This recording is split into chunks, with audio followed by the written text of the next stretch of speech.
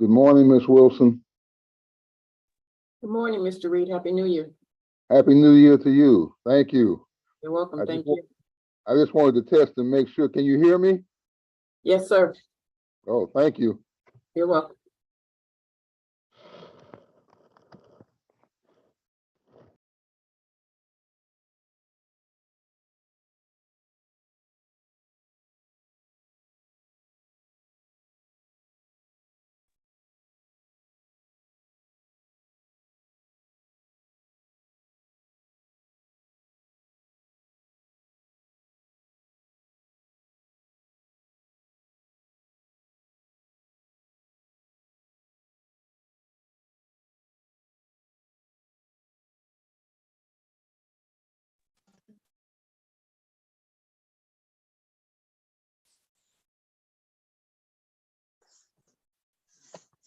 Mr. Franklin, are you outside? Yes, I'm sitting in my car. I have an appointment at 9:30, so I made sure I got here in time to actually attend court. So I'm sitting in my car, but I have orientation for a new job at in front of Michigan Works in Livonia, which is where I am. Okay, I just wanted you to remove your hat if you were inside. Okay. Thank you. Mm-hmm.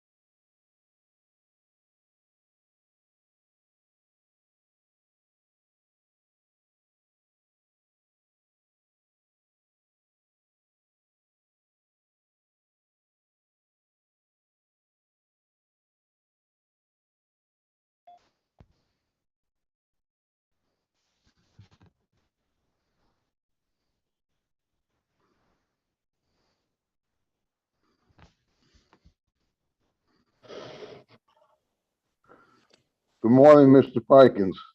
Good morning, Mr. Reed. Happy New Year to you. Same to you, my friend. Haven't seen you since last year, so I guess good to see you.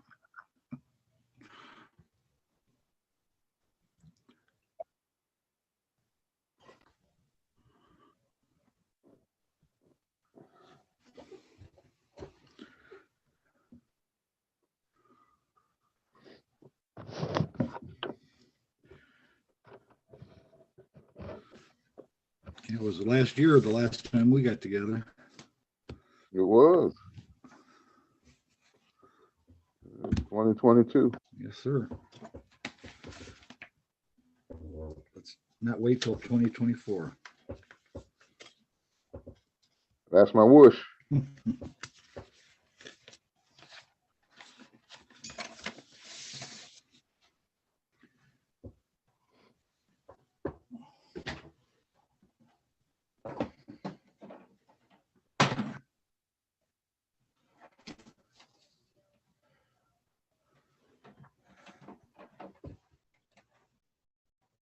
Morning and happy new year, everyone.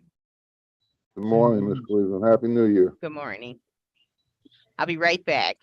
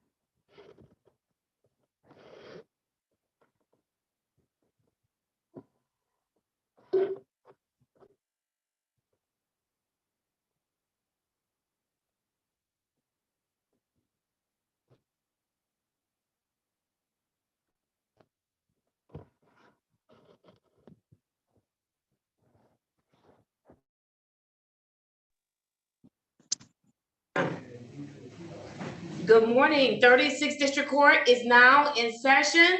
I am Judge Shannon A. Holmes, and I'm serving today as your presiding judge. Happy New Year to everybody. Glad to see you all. Hope that everybody's doing well. You've taken care of business over the holidays. And so we're going to have us a good day on today. Very good.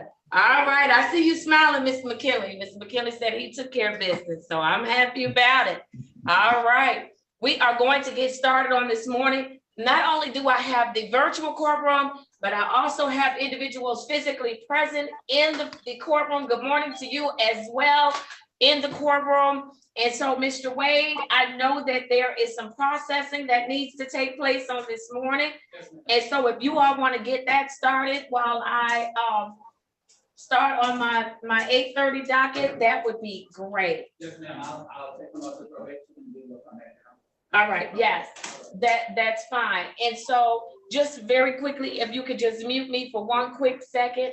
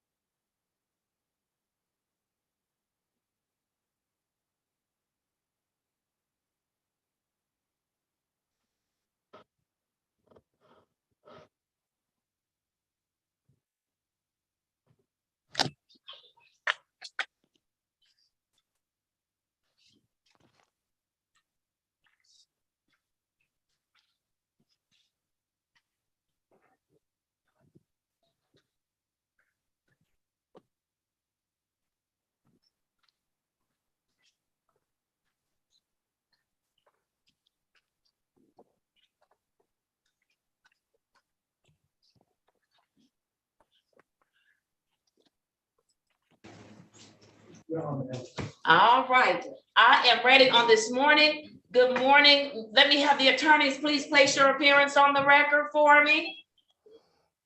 Yes, Mr. Judge, Reed, thank Mr. you. Fife. Morning. Happy New Year, Judge. For the record, Jeff Reed, Veterans Court, Drug Court Defense Attorney, P 23863. Judge, if I may, I'd like to make a motion, a continuing motion, that my appearance be on all my clients this morning. Thank you. I hope you heard me, Judge. Thank you. Yes, I did. I heard you. Good morning, Mr. Reed. Happy New Year to you, and your motion is granted. Mr. Ficus. Thank you, and good morning, Your Honor. Robert Fikens, 31894, Specialty Court Defense Attorney. Happy New Year, Judge. I would make a similar motion to start off this new year of 2023. All right. Happy New Year, Mr. Fikens, and your motion is granted. With that, I am going to start with my 8:30 a.m. docket. I know that there are some attorneys. Have you checked in with my clerk? Please check in with the clerk. Make sure that she knows that you are here.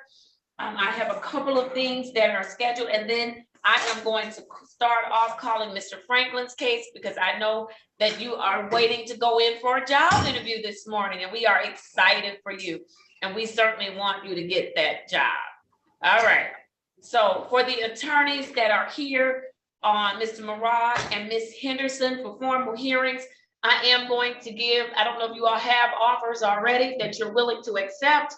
If not, I'd like to give the city prosecutor an opportunity to join us. That will be in just a few minutes, okay? All right, so thank you. Let's go to Mr. Franklin. We ready on Jeffrey Franklin? I have the following. Mr. Franklin is not on this docket. Where is he? Oh, there he is. All right, let's do it. Case number SP 105-98852, SP 134-56022, and case number 134-045-831. Mr. Franklin, unmute and state your name for me. Jeffrey Franklin. Thank you, Mr. Franklin, and Happy New Year to you. Happy New Year to you too, Judge. Thank you. Thank you. All right. Who has Mr. Franklin? Who's doing Mr. Franklin today? Yeah, and I'm gonna do Mr. Franklin today. If you can hear me, Kenneth Yancey on behalf of Veterans Court. Right. Your Honor, Mr. His case manager's not here today, but Mr. Franklin is doing well. He's in phase 3 at this time. He's compliant with everything he needs to do regarding screening and treatment. We're obviously excited. We didn't know that he had a job interview this morning, so that sounds excellent to us. He's had some challenges, but he seems like he's getting through some of the challenges, and one of the challenges will be his job interview this morning, and we are believing that that's going to go well, Your Honor. All right. Awesome. Awesome. All right, Mr. Franklin, tell me, how did you do over the holiday? Well, my holidays were quiet and uneventful primarily. I just You turned it up for me. consoled with family and stayed at home and watched television. So nothing outstanding, just the basic tenets of life. So that's all. But I had a grateful and a blessed holiday. I had everything that I needed. I've resolved majority of my challenges, as far as the utilities and things of that. Well, not the utilities, but the things that needed to be fixed in my home. And I want to say about 85 to 90%, I'll have all that resolved. I just got a little more to take Okay, care of. somebody is on here tucking their shirt into their unzipped pants. It is just, we're not gonna start the year off like this. And not to correct anyone, but I'm actually going to the orientation. I've already taken the interview. But my holidays were great. I'm great. I'm appreciative and I'm grateful for where I am in life. Now, and where Mr. I am Franklin, with you the know court. you're doing me like my kids do me when I have a moment. They just pick up and keep going because they be like, we don't want mama to show out. We don't want mama to show out. Mama is about to flip her whole wig. And so we gonna just keep going as if nothing happened. I don't know who Okay. that was, but I think they had attorney in front of their name. Okay, go ahead, Mr. Franklin. You going to, I'm a regroup. All right, Mhm. I just want you to know you using a tactic that my kids use on me. All right, Mr. Franklin, Yes, you ma'am. have already been offered the job. You are going for an orientation on today. That is correct, ma'am. Yes, ma'am. Mhm. Congratulations to you. We didn't know you had been offered the job. Congratulations. That's awesome. Yes, ma'am. Wonderful. Things have really turned around for you, right, Mr. Franklin? Yeah, God stepped into my life and he allowed me to get the 7,000 for the water fixture. And I got everything except the 3,000 of the 14 for the boiler and its installation. And I can see my way now that I'm starting this new job, and the contractor will allow me to pay him as I get the rest of the money, since I've already paid most of it. So it was a bleak time a while ago, less than a month ago. I didn't know how I was going to work it out, but through me, my hard work, my savings, my family savings, we were able to work it out. So I'm just grateful, sitting here today. Yes, sir. Yes, sir. This is a happy new year for you.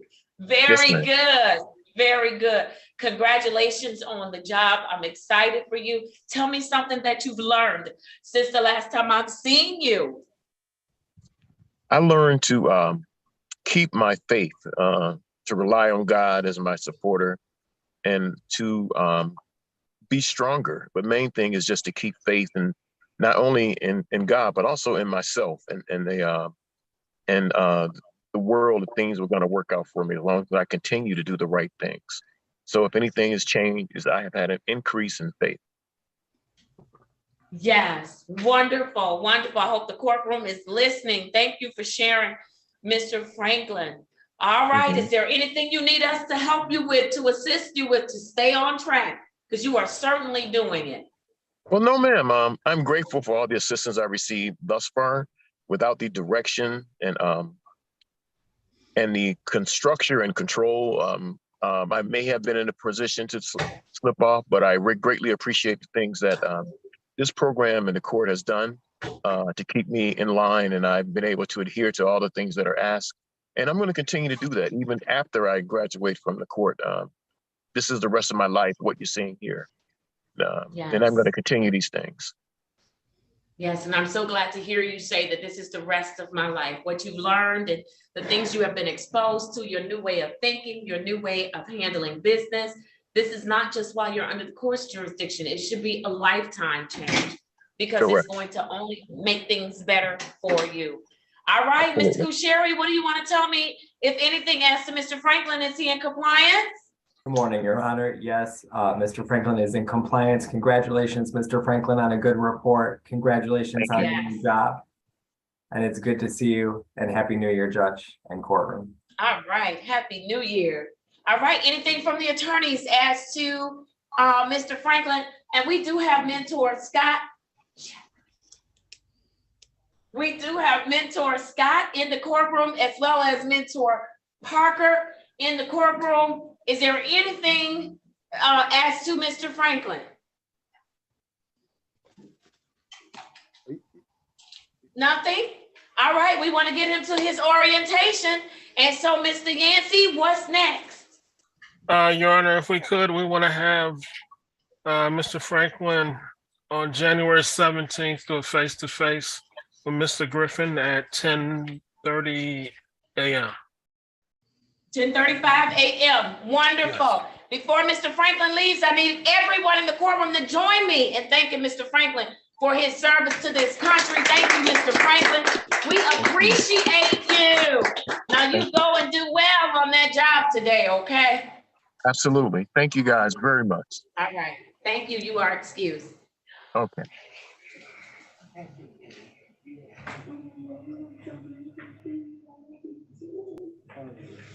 Wonderful.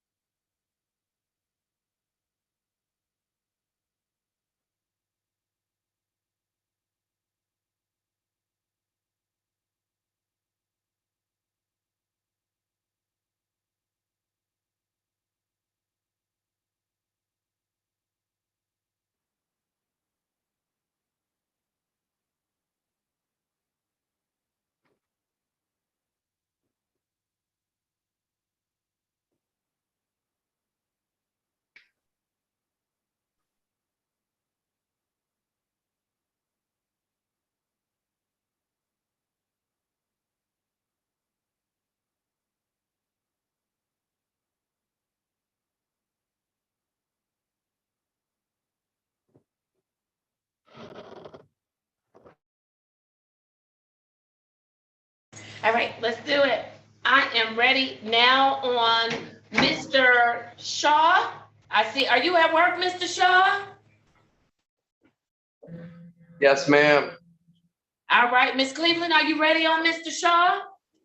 Yes, Your Honor. Good morning and Happy New Year. Good morning and Happy New Year to you. I have for Daniel Shaw, SP 111-50151. Mr. Shaw, state your full name for the record, please. Daniel Enrique Shaw.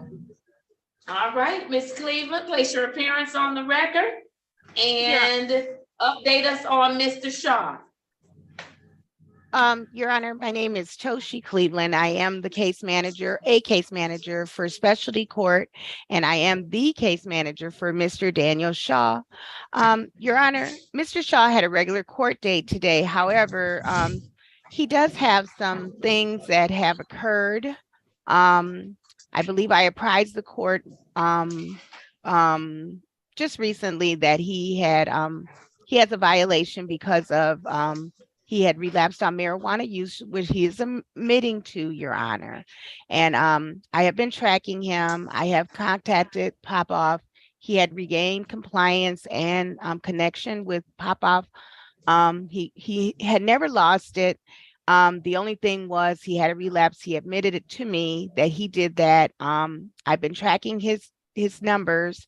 They are declining and kind of staying status quo. So he's had a little bit of a drop, but then it's status quo.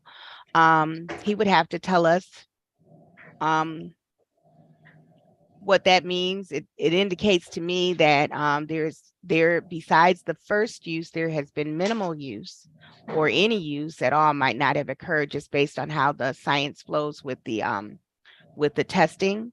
But he did make an admission to me, Your Honor. I'm sorry if I'm just bringing it to the entire team's attention now, but it is due to the holiday season. But I will say that he did have one missed screen, Your Honor, over the holiday, and I received a notification of that just recently as well. So what day did he miss the screen? The 29th, Your Honor. All right, Mr. Shaw is not eligible for a virtual Zoom hearing on today. Yes, And so, Your Honor. Mr. Shaw, you're gonna have to come in. And so, Mr. Shaw, can you come in? Because today is Veterans. And so can Mr. Shaw come in on Thursday? Mr. Shaw, Yes, ma'am. I need you to report to court in person on Thursday. Yes, ma'am. All right, Thursday's date is going to be January 5th. Yeah.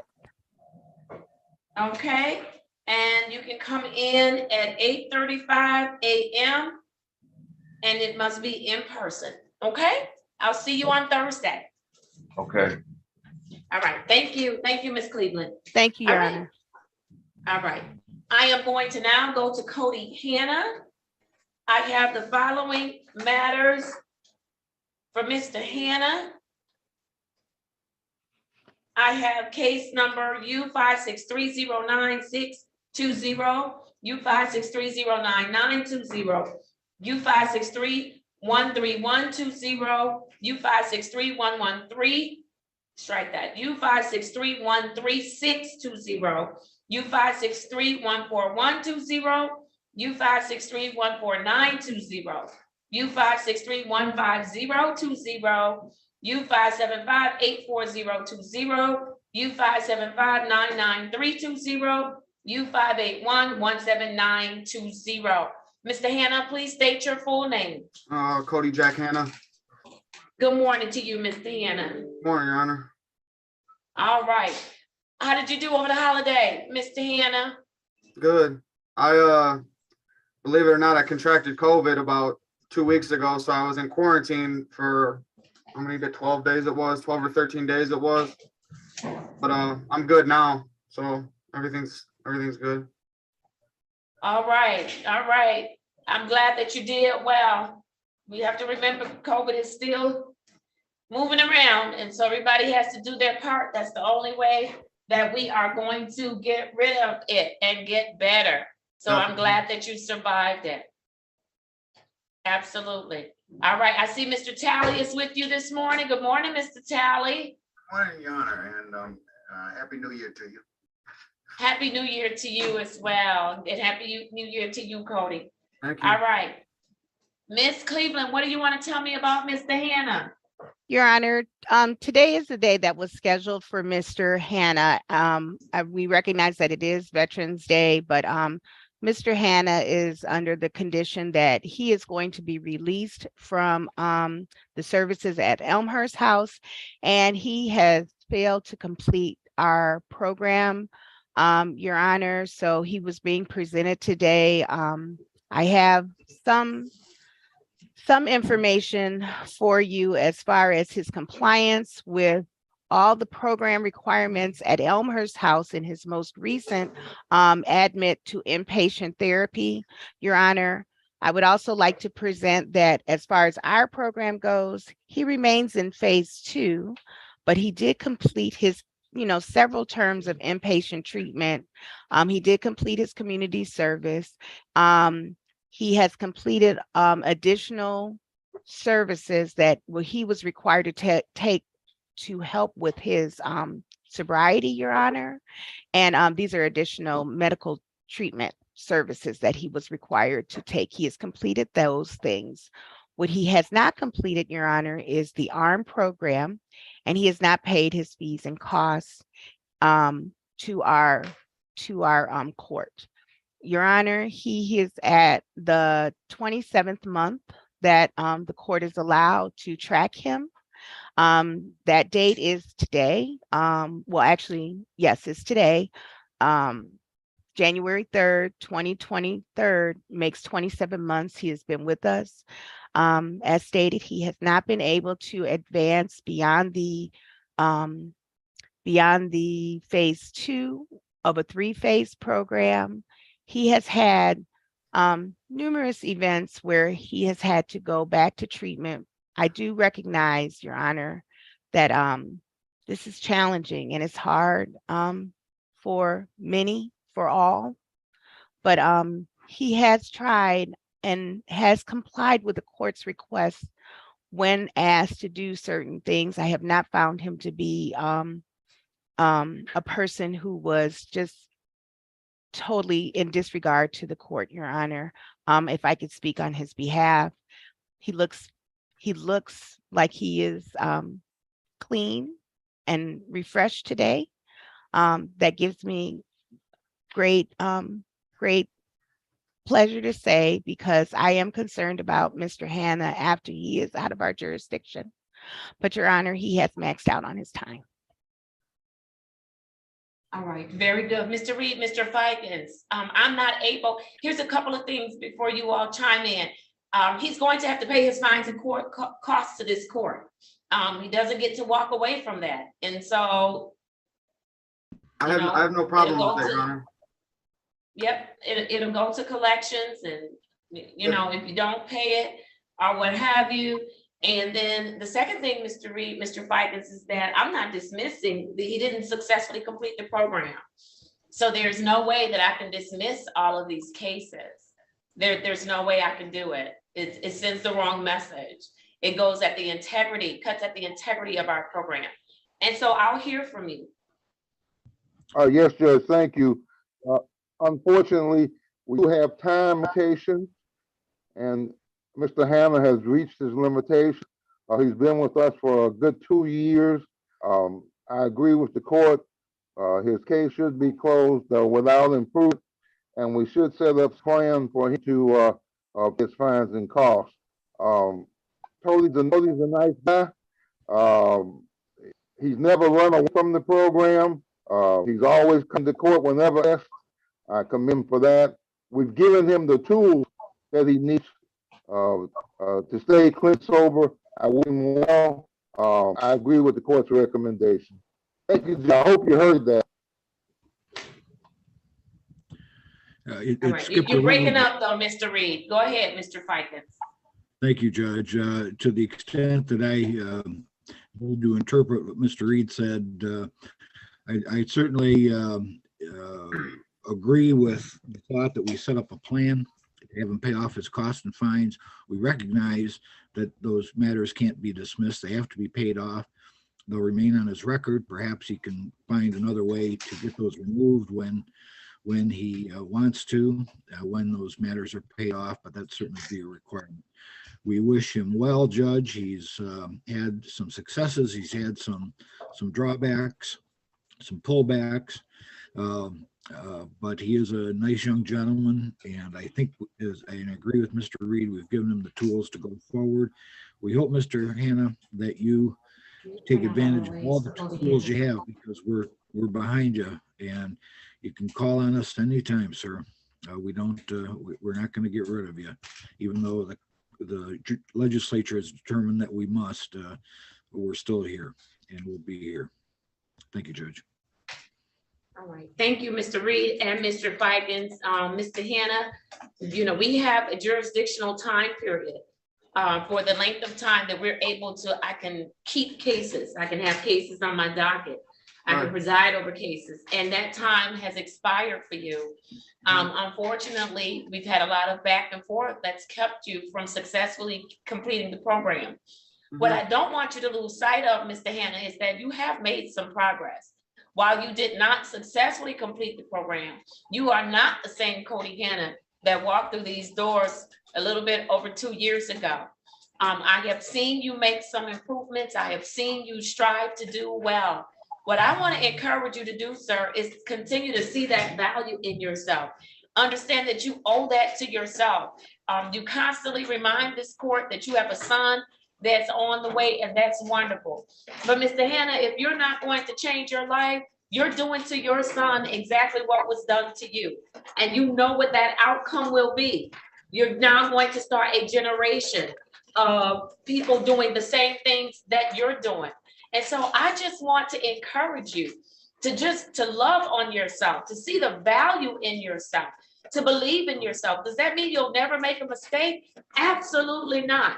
But figure out, with all of the tools that we've given you and all of the resources that we've connected you to, figure out a way to reach out and grab a lifeline. so that you can pull yourself and someone can help you get pulled out of the water so that you will not drown. We don't throw you away, even though you have not successfully completed our program. We will be here if you need to call, if you need some direction, if you need a referral for some resources. Certainly, by all means, reach out to us because we want to see you be successful. And so I just want the best for you, Mr. Hannah. And that's it. I have no other motive other than I care about you and I want what's best for you. I know.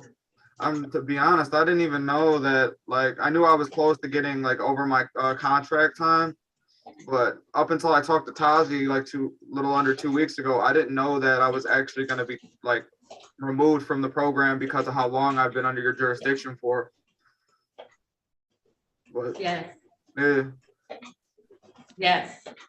And so I hope that, Mr. Talley, were you able to come up with a continuum of care for Cody? I mean, it's a recommendation. It's going to be up to him whether or not he follows it.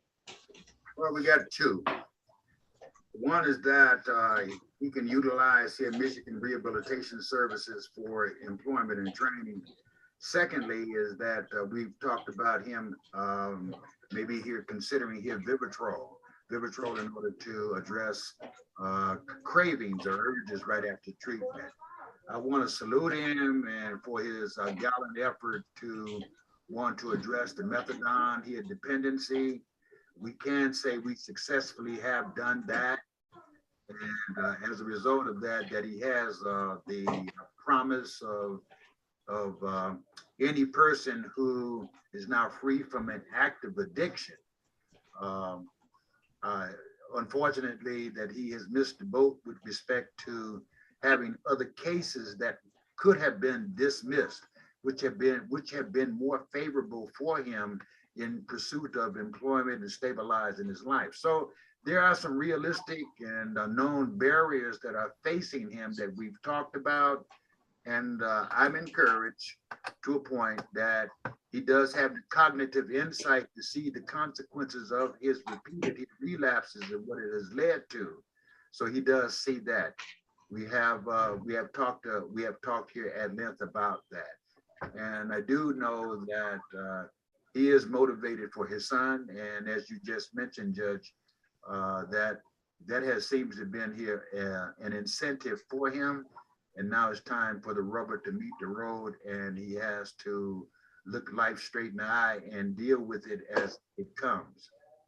He's the one that must change. The world is not going to change. It is what it is. And, you know, so from that, I apologize for, but he has gained some new insights. I pray that it is not just superficial. Consequences of what is happening right now is a direct consequence of his failing to do what he should have done and could have done, would have done a long time ago. But we're at this moment, and so now he must face that. Yes. All right. Thank you, Mr. Talley. I had Ms. Max run the ROAs for the cases. And so, Mr. Reed and Mr. Fikens, I just want to make a record as to what is owed.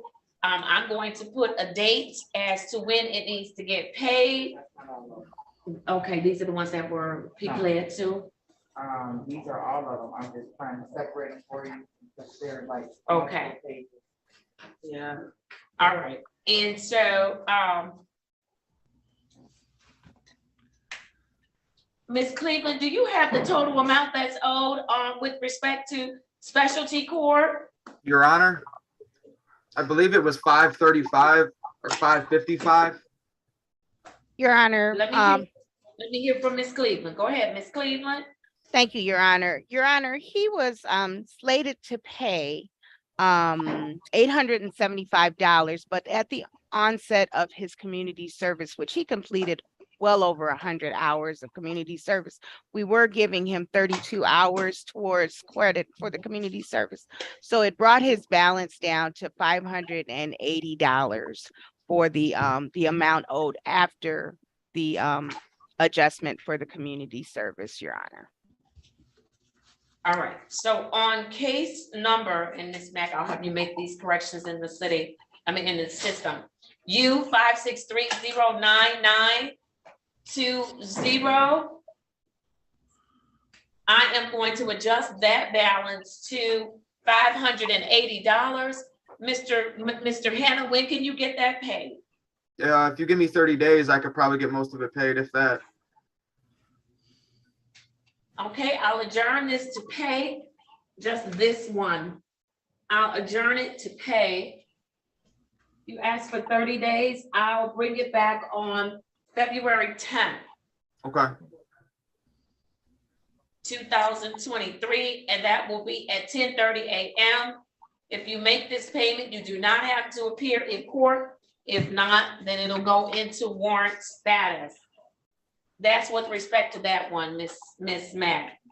Let's see, all of the others, just trying to see, did he accept a plea? Mr. Reed, Mr. Ficus, did you all have an opportunity to look at any of these? Because if he did not accept a plea and they were a part of this process, then you all need to go and get a deal from the prosecutor, because I'm not dismissing these cases. He didn't successfully complete the program. So instead of holding up my docket, can I get you all to look at those? Ms. Mack, maybe you can let them know which ones he took a plea on. This is the one for drug treatment court. And so I'm adjusting that one, but he still has several others. And if he did not take a plea, you all will need to come up with a plea and a payment plan or what have you. But the prosecutor needs to know that these were all a part of specialty court and he failed to comply with the specialty court order. Here you go, Ms. Mack. Yes, Judge. Okay, Yes, and so I'll have to pass on Mr. Hannah for now. I'm gonna close out his specialty court case, Your Honor, but I need to find out what we do with the others. Yes, I just have a question. So beyond all my fines and whatever me and the attorneys get worked out for what I have left for the other charges, I'm not a part of probation anymore? Just so we, no, okay. I just wanted to know, No. All right. no. As far as I know, I mean, you'll have to pay some fines and costs and they'll probably increase depending on what the attorneys do or what have you. But Mr. Reed, Mr. Ficus, do you all have any other suggestion? Because he didn't take a plea on those other matters. And No, I'm not Judge, dismissing them. They would, if we don't take care of them now, they'll just go into warrant status and they'll be in a bad situation. So the best we can do for him is as this court suggests. All right, so Mr. Hannah, you'll have to hang out because as soon as they can get some offers, an offer from the people, they'll need to speak with you. Or Mr. Reed, Mr. Ficus, we can bring it back on another day to give you some time to work out some things and we can go from there. Yes, Judge, that would be good. I hate to see you all do all this work and then he doesn't show, he doesn't do what he's supposed to do. That's a waste of time and resource. Yes, I think I agree with Mr. Reed. That might be better to bring him back, Judge. We'll have something for him. All right, when would you like to bring them back? 1 week is fine but certainly subject to this court docket. All right, so you said you want 1 week? All right, we can bring it back on, I'll bring them back on January the 13th. That's a Friday. January 13th, Yes, Judge. 2023. And I'll bring them back let's put them on for 10:30 a.m., okay? 10:30. And then that way, we will have gotten through a lot of the docket.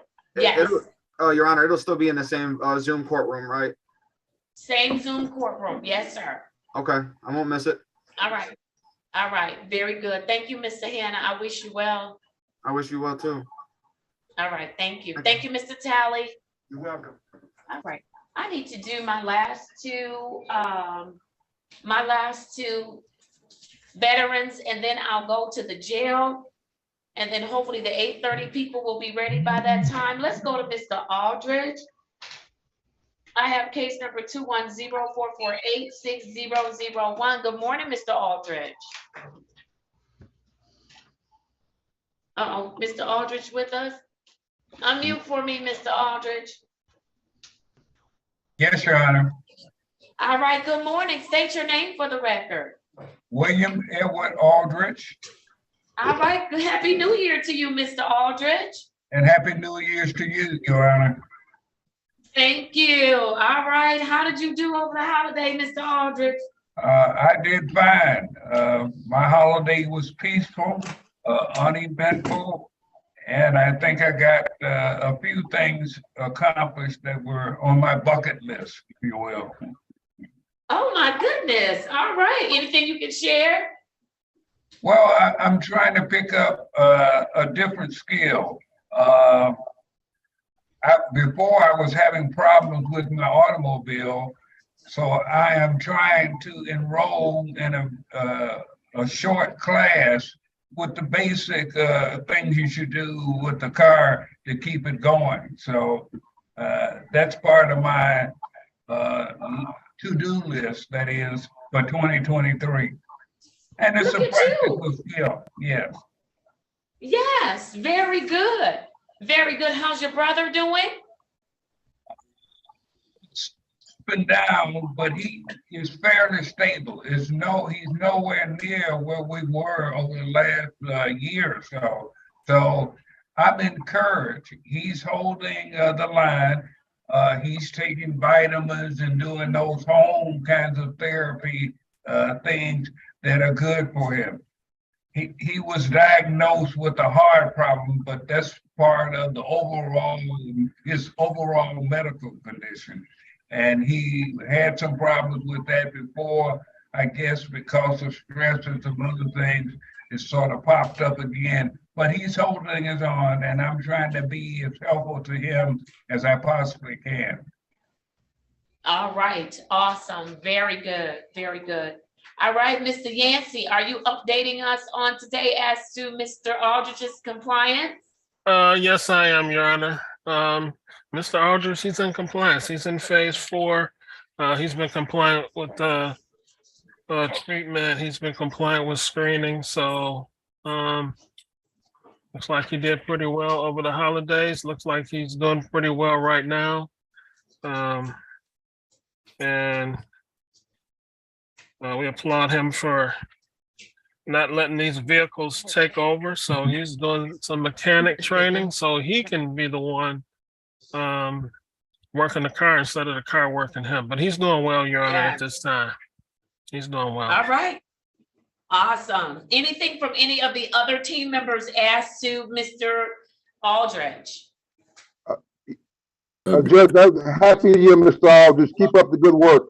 I hope you heard me. Happy New Year's to you, Attorney Reed. Your Honor, if I might add and speak for Mr. Reed as well, you're doing it, Mr. Aldridge. You always have done it. We're so proud of you, and we might need to consult you on those auto issues too in the coming year. You never know. So, let me know your hourly rate, okay? Let me know.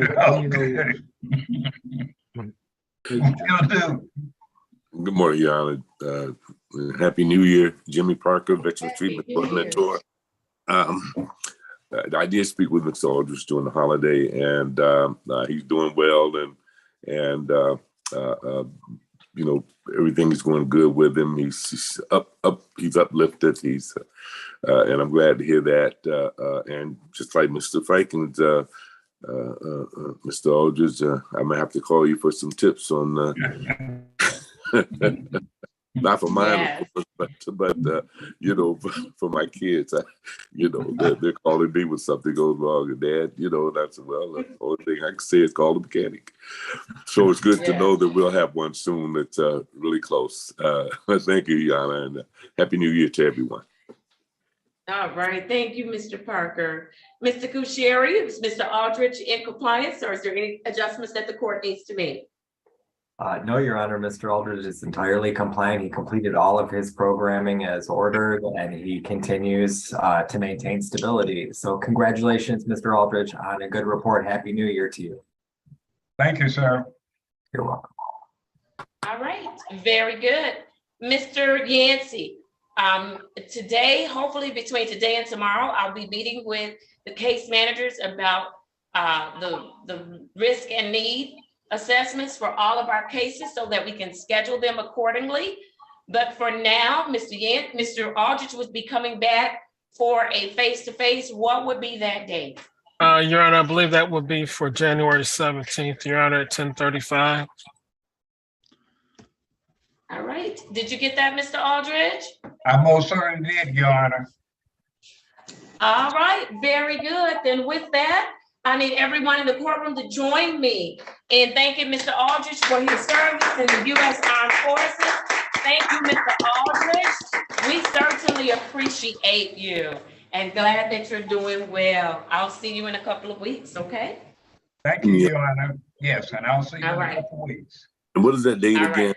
February. Oh, January 17th at 10:35. But that's a face-to-face, though. Okay. Thank you. Yes. All right, very good. You are free to leave, Mr. Aldridge. All right. Thank you, Your Honor. I am now going to go to Mr. McKinley and then Ms. Taylor. Did you need to go in a breakout room with the attorney, with your client? Yes, I was able to speak to the prosecutor and we worked something out. Oh, there's more than one. Oh, there's Ms. Taylor Henderson and then there's Oh. Ms. Jasmine Taylor. Sorry. That's okay. So you're ready to proceed with your matter? Me? Ms. Henderson? Yeah. Yes. All right. And Mr. Murad, are you ready to proceed with your matter? Yes, Your Honor. Okay, those were on my 8:30, so if I could get those files. And then Ms. Jasmine Taylor, did you need to go in a breakout room? Good morning to you. Did Good you need to morning. go in a breakout room with your client and with the attorney? Possibly, Judge. I mean, I have updates, but I can speak with them, yes. All right. So good morning, Ms. Williams. Good morning, Sherry Ann. Let's have, who's gonna go in the breakout room with Ms. Williams? I will, Judge. Okay, All right. I didn't know how to unmute you, Judge Holmes. Happy New That's okay. Year. Happy New Year to you. I'm so glad to see you. Yeah, and me too, cause you need to know what happened to me at Naomi's Okay. house. I was All right. disrespected. Hold on, Ms. Williams, hold on. I'm not calling your case at this moment. I'm gonna send you to a breakout room with the attorney. I have some other things I need to clear up from 8:30, and then I'll call your case, okay? Okay, well, I'll see you when I get back. All right, very Happy good. Thank you. 2023. Yes, ma'am, same to you. All right, Ms. Wilson, if you could place Ms. Williams, Mr. Ficus, and Ms. Taylor, Jasmine Taylor in a breakout room. That would be great. I have the All right, invitation. let's do it. All right, wonderful. I'm going to start with Mr. Al Mancini, case number SP 137-02291. Counsel. Good morning and Happy New Year. Taylor Henderson appearing on behalf of the defendant, Mr. Al Mosby. Thank you and good morning and Happy New Year to you. All right, how are we proceeding today? We were able to come to a plea agreement. The new charge is just going to be limited access speeding 6 to 10. Is it limited access? Yes. 6 to 10 miles over the speed limit? Yes. All right, and so you have the authority of your client to accept the plea of responsible for the charge and then have it amended to limited access 6 to 10? Yes. All right, then I am accepting that plea. And Ms. Mack, what is the statutory fine? The fine is $135. How quickly can your client get that paid? Can he have 14 days? Absolutely. I will set it for review on January, might be a little bit more than 14 days, January 19th, 2023, and that will be at 10:30 a.m. As long as your client pays it, you don't have to show up. Your client doesn't have to show up. The matter will be closed out, okay? Okay, thank you so much. And All you have a right, good one. thank you for your patience. No problem. Yes. All right, let's go to Mr. Murad's case. I have for Daniel Artis, case number SP 140-50481. Counsel, Good morning, Your Honor. Ryan Murad, P83665, on behalf of Mr. Daniel Artis. Mr. Artis, please introduce yourself to this honorable court. Hi, my name is Daniel Artis. thank you, and good morning to both of you. Good morning. All Good right, morning, Judge. this matter is scheduled for formal hearing. How are we proceeding today, Mr. Attorney Murad? Judge, I don't believe an officer is checked in. Accordingly, we move for dismissal. All right, Ms. Mack, no one has checked in. All right, then I am granting your motion. The matter is dismissed without prejudice. Thank you both for your patience. Great Enjoy to the see rest you, of your Judge. day. All right, Thank you good to so see much, you. Your Honor. All right, okay. All right, let's go to Mr. McKinley. I'm ready on Mr. McKinley. I have for Mr. McKinley.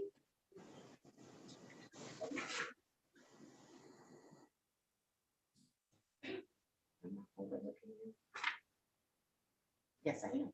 210-567-6801. Mr. McKinley, state your full name for the record, please. Yes, good morning, Your Honor. My name is Dennis McKinley. All right, Mr. McKinley, Happy New Year to you. Thank you, and the same with you and the other staff. Thank you. Thank you. How did you do over the holiday, Mr. McKinley? Well, I did pretty good. I worked quite a bit. Everything pretty much fell on my work day, so I was working kind of hard. Yes, but thank you. But other than that, things went well. Thank you. All right, you didn't have any issues, no challenges over the holiday? No, Your Honor. No? All right, very good. What did you learn about yourself, about why you're here? What did you learn? Well, Your Honor, actually, it has been a learning phase. It gave me a time to sit back and reflect. I think last time I spoke with you, I think we mentioned it, and I said I didn't see any changes, but the holidays really brought out some changes because it gave me a chance to sit back and reflect on myself. And I think the changes has been a miss. They have been great, because I can really see myself now as I get a chance to sit back and look at myself closer. And I like to thank everyone. Yes. Yes, sir. Was this holiday different from your usual holidays? Your holidays in the past? Yes, Your Honor. Yes, it sure was. Yes. Can you share with us how it was different? I think it was different. Like I said, I was able to sit back and reflect on myself and my family, and we was in constant communication. And my coworkers, I work with quite a bit of staff, so we was in constant communication. So it sort of took me back a long ways to the way I used to do things, which was much better than the way I was doing things. Yes. And so do you appreciate the fact that you're doing some things differently now, Mr. McKinley? Yes, Your Honor, I sure do. I appreciate, not only for myself, but I appreciate the staff that has helped me along, like VA and 36th District and my co-workers. I appreciate everyone who has given their time and energy to help me move forward. And I'd like to say thank you. Right. Yes, sir. We thank you for accepting the help that's available. Very, very good. Is there anything that you need us to assist you with, Mr. McKinley? No, Your Honor, because I spoke with Mr. Griffin, and I have to get this 36th District fees paid up, and I'm going to pay those off. By next month, they should be all paid clear. All right. Wonderful. Wonderful. All right. Mr. Yancey, are you filling in for Mr. Griffin? I am, Your Honor. I am, Your Honor. Mr. McKinley, he's doing as well as he states he is. He's completed treatment, community service. He's completed a lot of the things in phase 3, which I believe he's in at this time, screening well. So, and it sounds like he was working over the holidays, which can be a good thing. So sound like he got through the holidays great. He has a plan for making payments, which we appreciate. So All is good with Mr. McKinley at this time, Your Honor. All right, awesome.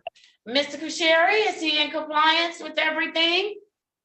Yes, Your Honor. Good morning. Thank you, Mr.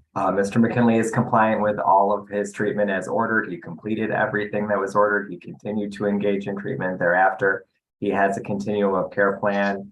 Mr. McKinley, congratulations on a good report. Happy New Year. I just wanted to say thank you for the kind words, and I know that you are very gracious in acknowledging other people and how they offer support and encouragement. And I just want to reflect that back on you and remind you that you have done all of the work, and you're the one that has showed up to all of the appointments. You're the one that completed Emmanuel House.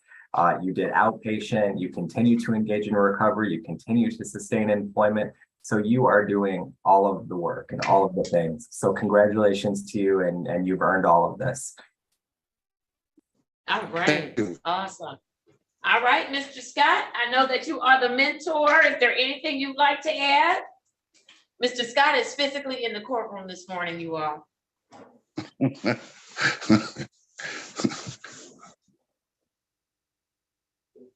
you. Just real quick, just to echo first, happy 2023 everyone. Just to echo Mr. Kusheri, you're absolutely right. Mr. Kusheri, Mr. McKinley, you have done all the way with me. At first, it was just a little bit of a struggle for you, but you were very resilient and stuff. I'm very proud of you, Mr. McKinley. You have done an excellent job being a role model, just not for yourself and other veterans, but for all of us. So kudos to you. All right, thank you. Thank you, Mr. Scott. Thank you, All Mr. right. All right, Mr. Yancey, Mr. McKinley would have a face-to-face on what date? Could we do that, Your Honor, on January 17th at 10:35? Yes, sir. Did you get that, Mr. McKinley? Yes, Your Honor, sure did. All right, awesome. If you don't have any questions, Mr. Reed, did you have anything you wanted to add as to Mr. McKinley? Happy New Year, sir. Keep up the work. Thank you. Thank you, Mr.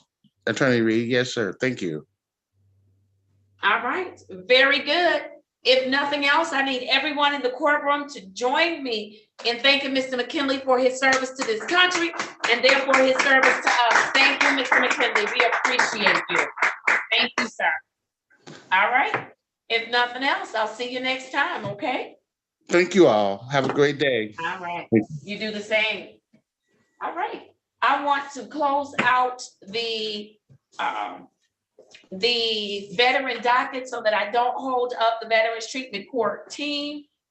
If there's anyone that does not have their camera on, I need you to do so that I can close out Veterans Treatment Court docket. Mr. Boomer, where have you been? Been here all morning, Your Honor. All right, very good. I just haven't seen your face.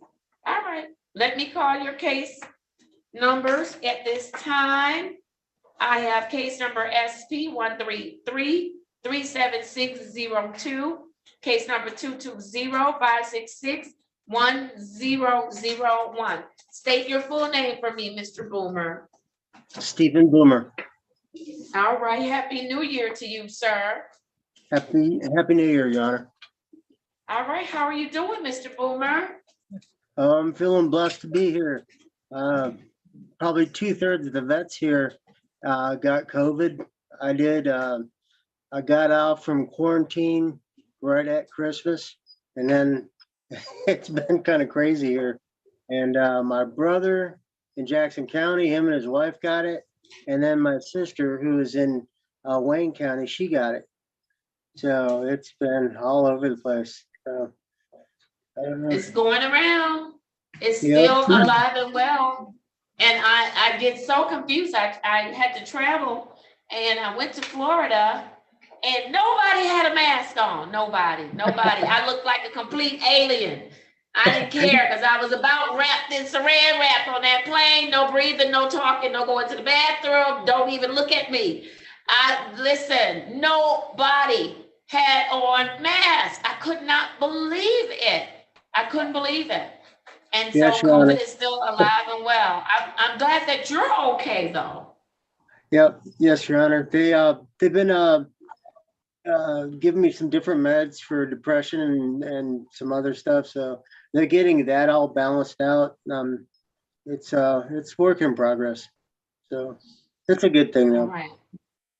Very good. And I do hope, while I'm glad that you're well, I do hope that the other veterans, as well as your family members, that they are able to recover and to regroup from having had COVID. And hopefully people will reconsider getting the vaccine. Get the vaccine. Doesn't mean you won't get it, but you won't, hopefully you won't be a super spreader and you won't die from it. So that's my public service announcement today. And so, Mr. Boomer, you are doing well. You are at the Dom. Are they treating you well at the Dom? Yes, Your Honor. It's a good place. It's a good place. All right, very good. Are you still committed to working the program? Yes, Your Honor. We got a game plan for getting out of here. It's going to take a couple months to come to fruition, but that's my new word. Yeah, we got a plan. It's going to work. All right, and you're going to exercise some patience while that plan is developing and working out for you. I've been exercising. All right, not patience. I caught that. Are you going to exercise some patience too? Yes, ma'am. All right. So that way you don't get yourself all frustrated, right? Yes, Your Honor. All right, very good. Do you need our help with anything, Mr. Boomer? Do you need us to assist you with anything? Not that I can think of, Your Honor. All right, very good. Have you learned anything since the last time I've seen you? The COVID's real. Yes, it is. That's a good thing to learn, that COVID is real. Yes, it is. All right, very good, very good. Who's doing Mr. Boomer's case? I'm doing Mr. Boomer, Your Honor. Mr. Boomer's doing well. Like you mentioned, he's still at the VA domiciliary in Detroit. He's in compliance there. Your Honor, he's been with us since July. And, though he's had some ups and downs, mainly with his health, and he just got over the COVID challenge. He's still been in a stable environment, hasn't had any sanctions. He's in phase 1, Your Honor. We believe he deserves to be promoted to phase 2, Your Honor. All right. Are you ready, Mr. Boomer, to go to phase 2? Yes, Your Honor. I believe so. I believe you are too. Definitely. All right. Let me hear from the team. Judge, I would No certainly. objection, Judge. All right, Mr. Reed. Thank you. All right, Mr. Fiken. Thank you. Although Mr. Reed said it all, we certainly have no objections and wish Mr. Boomer the best. He's doing a good job. Keep up the great work, sir. Thank you. All right. Mr. Kushiri, did you have anything to add? Sure, Your Honor. Good morning. Thank you. Mr. Boomer is compliant with all of his treatment at the domiciliary. He is engaged in MAT and psychiatry, and he just does all of his individual and group programming several hours a day. He's compliant with the milieu. All of his UDS, EDGs have been negative for alcohol and all illicit substances. He has a great plan for his future moving forward. He has managed to navigate through COVID and a lot of other stressors throughout the last several weeks. And he has made it look pretty effortless when we know it's anything but. So I just want to commend Mr. Boomer on a great report, and I want to congratulate him on his phase advancement. And Happy New Year, Mr. Boomer. Happy New Year. Thank you. All right. Mr. Scott, did you have anything that you wanted to add or want to add as to Mr. Boomer? Yes, thank you. Mr. Boomer, you have done a great job. First and foremost, they did have an exponential outbreak of COVID over at the domiciliary, so I'm glad that you weathered that storm. That's why I had to go back over there to see you, Mr. Boomer. So I will be back when that subsides. With regards to you, I think I want to just say I give you credit for being encouraged about mentioning how you've adjusted to your medication. I know that was an issue at first, but I don't know if anybody else can tell, but you sound much better. Your attitude is upbeat. You sound very enthusiastic and embracing what's before you. So kudos for you for just giving that time to take place, to settle in, and keep working that program. So thank you, man. All right, thank you, Mr. Scott. All right, Mr. Yancey, Mr. Boomer would be eligible for a face-to-face for his next meeting. What date will that be? Yeah, that's going to also be January 17th at 10:35. All right, did you get that, Mr. Boomer? Your Honor, I don't have a vehicle and I don't know how. No, it's going to be a phone. It's going to be a phone Oh, conference okay. between you and I. Yeah. Mhm. That'd be fine. Yes, Your Honor. Okay. All right, very good. Before Mr. Boomer leaves, I need everyone in the courtroom to join me in thanking Mr. Boomer for his service to this country and his service to us. Thank you, Mr. Boomer. We appreciate you. Thank you. Oh, and thank you. Y'all gonna let me slip. Promotion. There was a recommendation to promote Mr. Boomer to phase 2. I am granting that request. Come on, let's celebrate Mr. Boomer. You're going to phase 2 today, sir. Congratulations. All right, I want you to continue to work hard, okay? Yes, Your Honor, I will. All right, we're here if you need us, Mr. Boomer. I'll see you next go round, okay? All right, thank you. All right, bye-bye. Your Honor, if I could, Yes.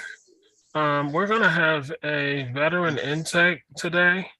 The defendant was here on time, but we identified that he was here late. So it'll probably take a half an hour before I can present him. Okay.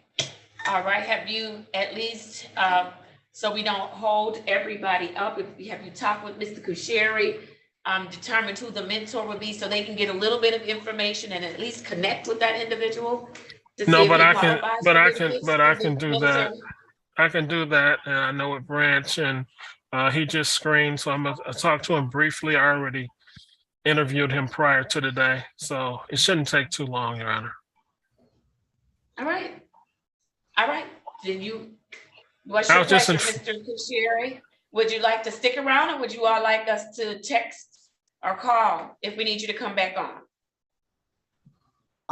Your Honor, I'm totally comfortable staying online. And when Okay. the new participant presents before you, I'd be happy to at least introduce myself and close the loop with Mr. Yancey. All right, very good, very good. And then who has been identified as the mentor? I believe that is going to be Mentor Scott, Your Honor. Okay, so Mentor Scott, you're here anyways for another matter, so you'll stick around. Mentor Parker, I won't hold you. I do want to go through and just put these other dates on the record for those individuals who had face-to-face on today so that you all can know what's going on with your clients. So if you all will indulge me to do that just very quickly, that would be great. Let's see.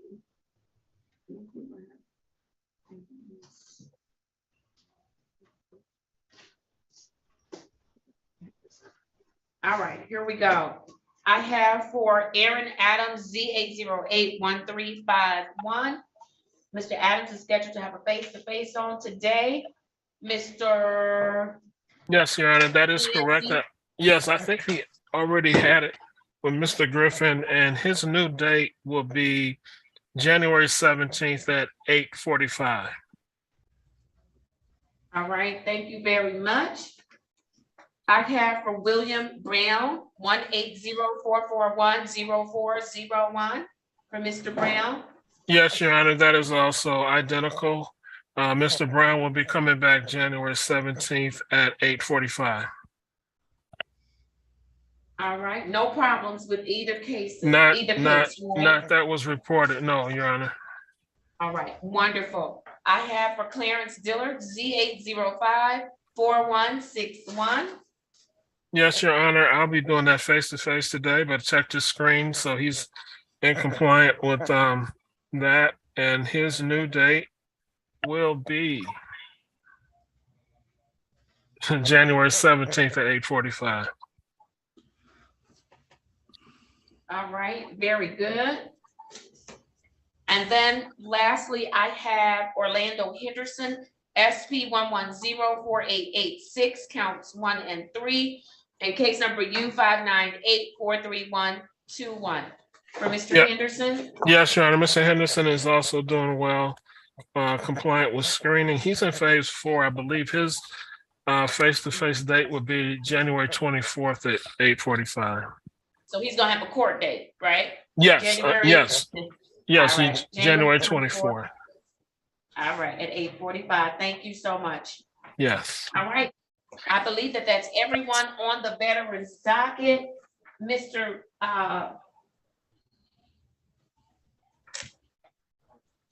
Mr. Yancey, Yes.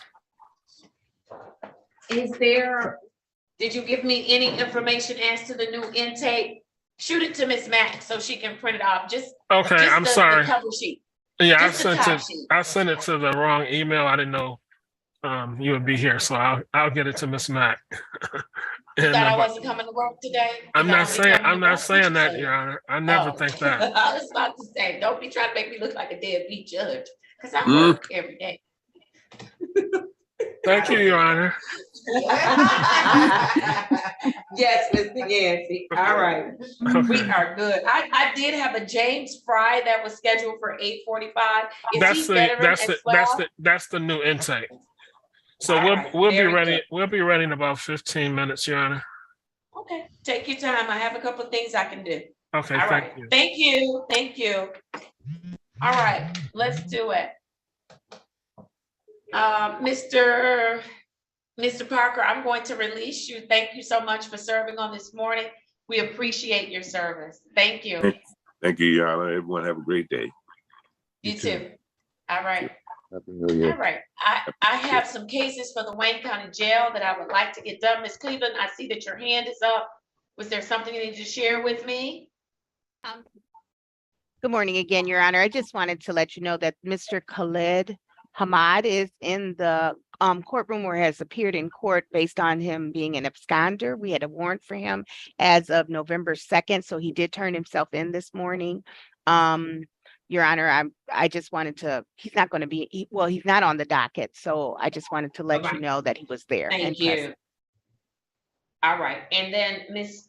Cleveland, has he tested? No, Your Honor, he actually is. No, the officer said he did. He did. Oh, this morning. Officer? He went up, yes. He went up to test. Did you get results back? Not yet, Your Honor. He did test this morning, but I'm Okay, just waiting. he needs to see. speak with an attorney, and also we need a prosecutor. So you all work that through, okay? Thank you, Your Honor. All right, and we'll add him to the docket. Let's go to Ms. Williams. Are we ready on Ms. Williams? Oh, I don't have the file. Yes. Okay. All right, very good. Give me 1 second. I didn't grab my file.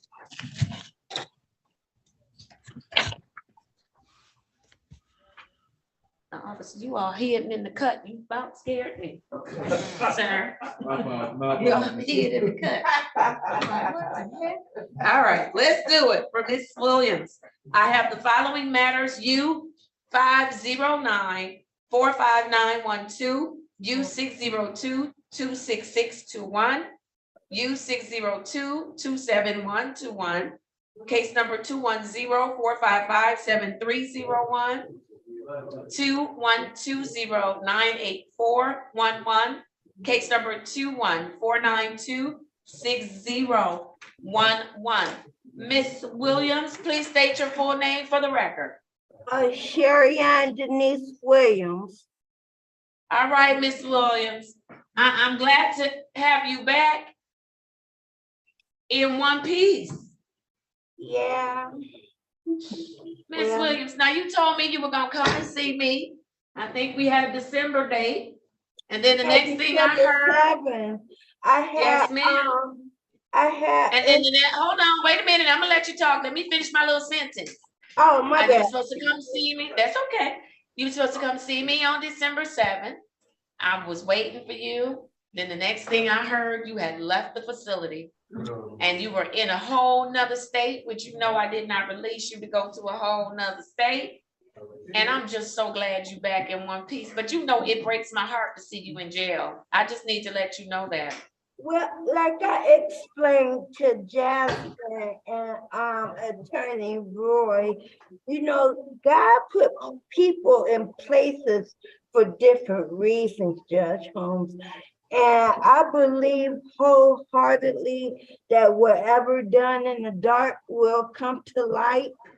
So I believe that, you know, me coming to the Wayne County Jail for so long and, you know, so often, it was meant for me to be that light bulb, to bring everything to the forefront of what happens here. Because these deputies, some of these deputies that work here is not right. They're not right. They're no saints. Their mouths ain't no prayer book. They jump on the inmates here. They lie on the inmates here. Matter of fact, when I was here and went to court to see you on the 29th, I got into it with two female deputies and attacked by 8 officers. Yeah, I sure did. Miss Williams, this is what I'm trying to get to.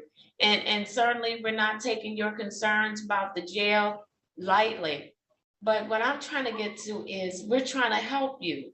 We talked about a plan, remember, that you would go to treatment, you would go to residential, and then we would get you acclimated so that we can get you into independent living, connected to your resources, so that jail won't be an option for you. You'll be able to live in your apartment. And we were on track to do that. Then you walked away. Well, like I explained to Jasmine and Attorney Roy, the reason I walked away because I was mistreated and disrespected. No, and I didn't sign up for that. I went there willingly to get help. And on the morning that I left was December 6th, which was a Tuesday, Miss Harris had came into work. And I remember I was still in quarantine and she was over that side talking to everybody.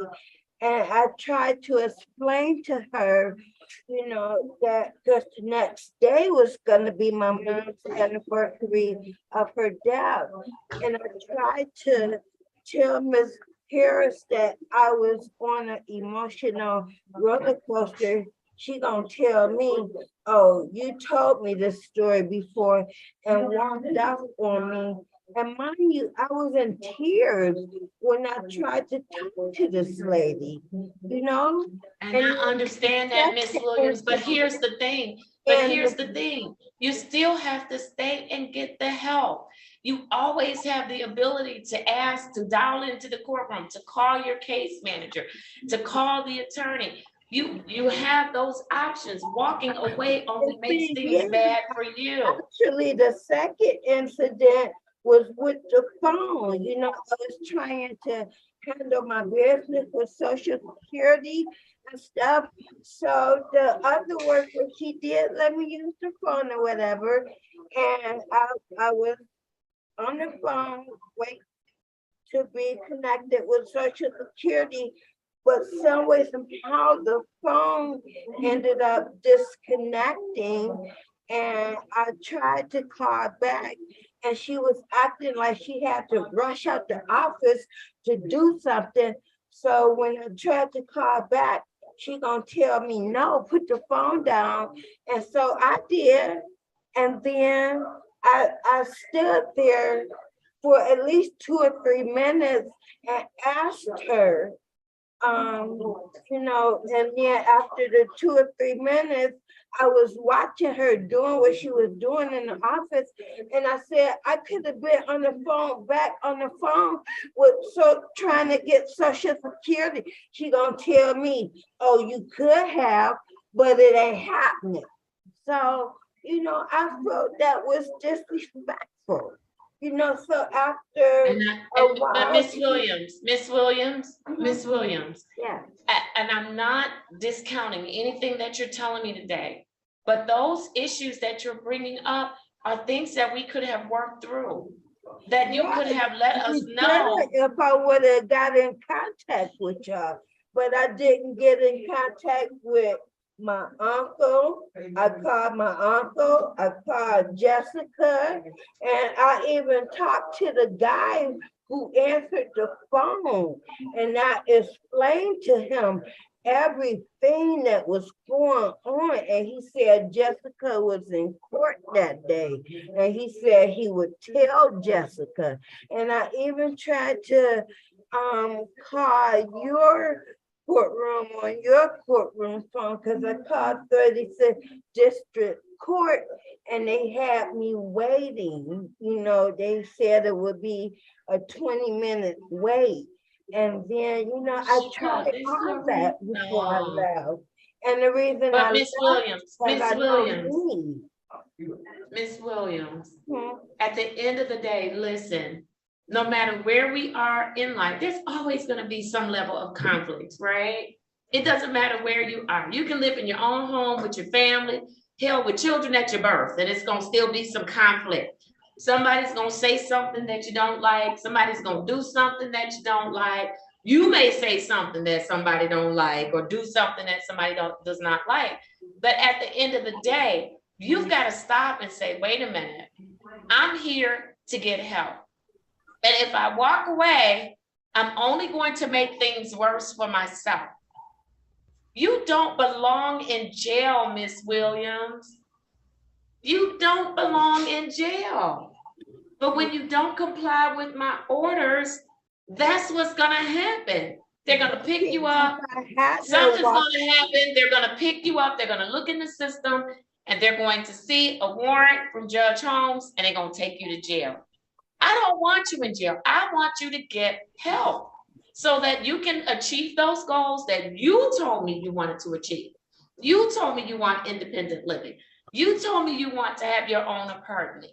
But I can't even get there if you don't stay and work the program.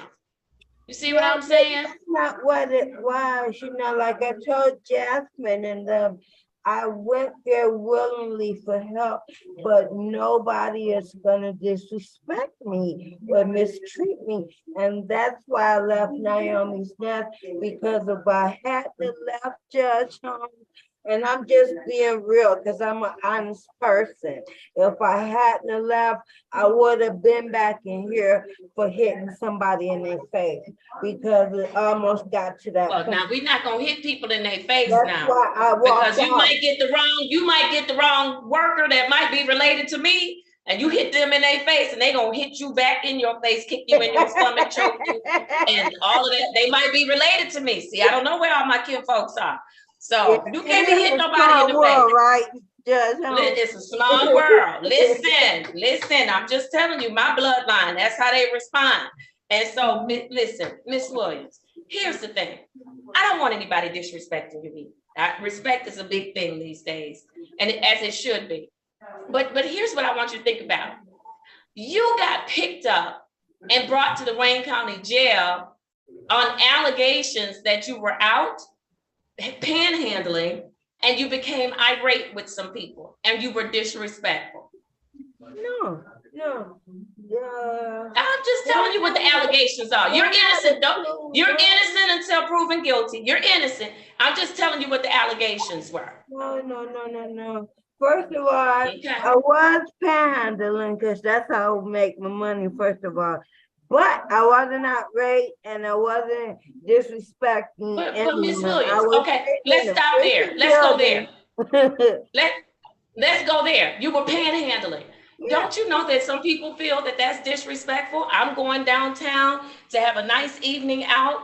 I'm dressed up. It's disrespectful for somebody to come and walk up to me and ask me for some money. Well, you see what I'm saying? Everybody has a different level of disrespect. I don't actually walk up to the people. I just kind of let them walk by me, but I wasn't even downtown. I was at the Fisher Building, charging up my phone, first of all, and I was talking to my homie for like 39 minutes. The housekeeper, see what had happened. The housekeeper. Wait, Miss Williams. I don't want you to tell me what happened. because there may be some charges pending and anything you say can be used against you. I was just giving you an example of how everybody may have a different perspective of what disrespect looks like. What I really want us to get to, Ms. Williams, is let's get you the help that you need so you can get the housing and you can get your Social Security benefits. Those things are not gonna happen. Hold on, wait a minute, I wasn't finished. Those things are not gonna happen overnight. They're not gonna happen overnight. Yeah, that's why I told them I go to Genesis 3, but I will not be disrespected or mistreated by anyone. I won't. And I understand that, and I have no issues with that. I don't, but you do have to exercise a level of patience, Ms. Williams. You're not the only client, wherever you go. You're not the only client, okay? You're not the only work that they have to do. And so respect it's got to be a two-way street, and everybody has to be patient, including you. Yeah, but my thing is, Naomi said I was in quarantine. It was a weekday. Everybody was was in the meeting. The phone was available, and they was just being difficult and giving me a problem for no reason. So and like I tell people, Judge, I'm not the one that go out my way to give nobody no problem. It's when people give me problems first, then I become a big problem. That's it. I understand, but I guess I struggle, Miss Williams, because I send people to Naomi's Nest all the time from all of my programs, actually, and I've not had this issue. I've not. And I've been sending them. I'm not saying that you didn't have an issue. I'm just saying that I've not had it, and I've been using them for years, and I've not had that issue. So listen, this is what I want to do. I want to hear from Ms. Taylor and Mr. Reed. I think we're in the breakout room with you. Is that correct? All right. I need to know what your recommendations. Oh, Attorney Fikens. I'm sorry, Attorney Fikens. I want to hear what the recommendations are, or if you have any at this time, so that we can work to get Ms. Williams back on track. Yes, Your Honor. So Ms. Williams actually was interviewed by the jail navigator. And after that, she was referred to Genesis House 3. At the time she was interviewed, which was about a week ago, she wasn't really open to the help, but after talking to Ms. Williams today, it seems that, she is in the mood for help. She's willing to go to Genesis House 3. Her only concern was that she does want help with gambling, which she said that Genesis House doesn't help with that.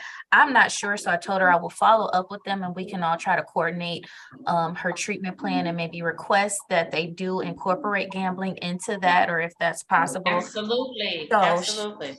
Yeah, so she's willing to go there. So she's all set up. I would just need to reach out and figure out when exactly they can transport her over there. Okay, very good, very good. Mr. Fikens, did you have anything you wanted to add? Just briefly, Judge, Ms. Williams appeared cooperative. She's willing to try Genesis 3. She noted that it doesn't have treatment for gambling, but I think that can be arranged, and other things we talked about. Other things can be worked on too, besides gambling. So after we talked, Judge, I think she was very willing to go into treatment back at Genesis 3. Ms. Taylor was very helpful in talking her through that, and I think my client's ready to go to Genesis 3. So we wholeheartedly agree with the recommendation, Your Honor, and we look forward to good things at Genesis 3. And all we can say, Ms. Williams, is that if there are problems there, as you did before, as we talked about, make contact. Sometimes it's difficult.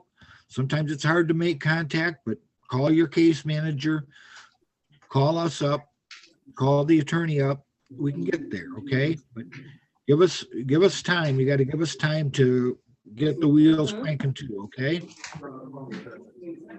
Thank you, Judge. Did you hear that, Ms. Williams? Yeah, and to be honest, with you. When I talked to Jessica, she said she didn't even get that message that I left for her, and it made me really angry, Judge Holmes.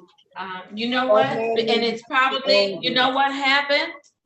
It's probably because everybody's been out on vacation for the holidays. No, when this happened December 6th, and the man that answered the phone said that Jessica was at court that day and he would give her the message.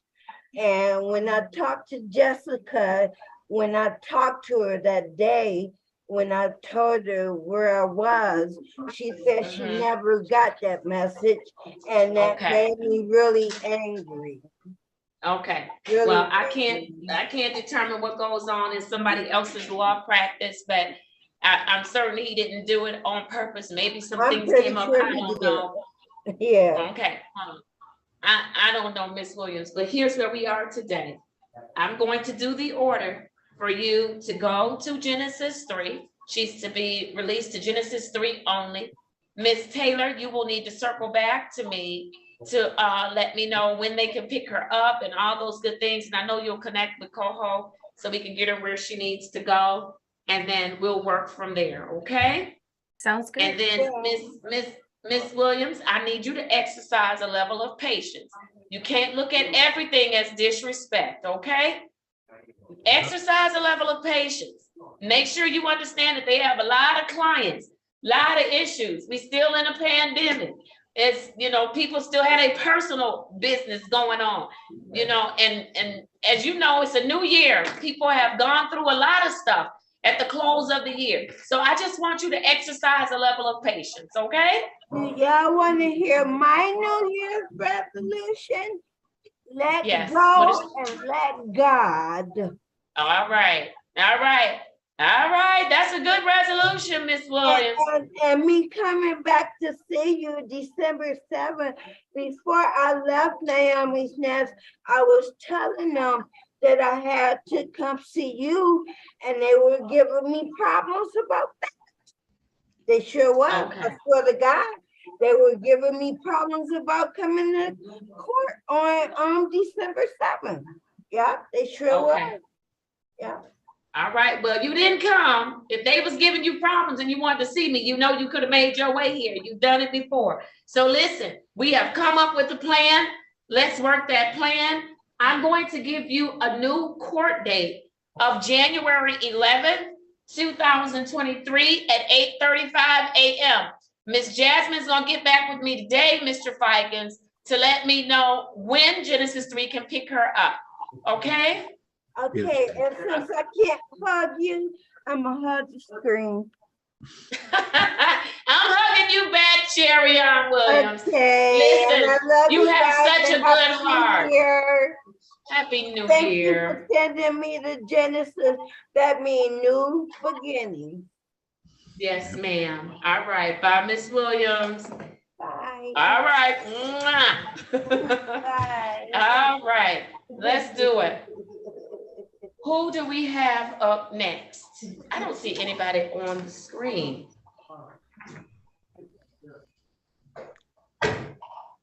All right, Judge, Mr. I'm sorry to interrupt. I see the jail is on for Dorsey, but the camera's off, and I was never able to go in the breakout room. I don't know if they're still on there or what's going on with that. All right, can the jail, let's bring Mr. Dorsey on so he can go in the breakout room with the attorney and Miss Taylor. Thank you so much. All right, there is an Alvin Coles that's on. Mr. Coles, who has Mr. Coles' case? Okay, we'll have to come back to Mr. Coles. And then there's also a Daryl Williams that was scheduled for review. Do you know what that is? Does anyone know who Daryl Williams is? I think that's. I'm here. There you go. Oh, that's for you, Ms. Harris, as well? Yes, I called him first. I'm ready. Give me a second, let me just grab it.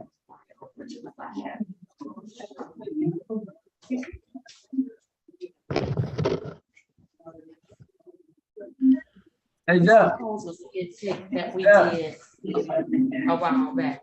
Yeah. I don't know who hollering Judge, but. November 14th, okay, thank you. I'll find it later. Let me just go ahead and.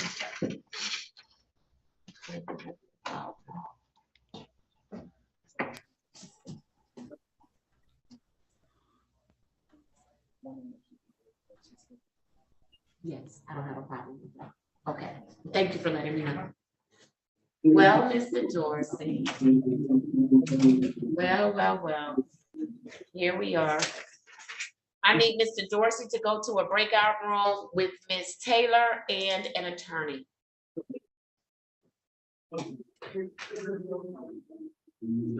Give me just 1 second. I didn't have to buy it for him. I have the invitation, Judge. All right, thank you.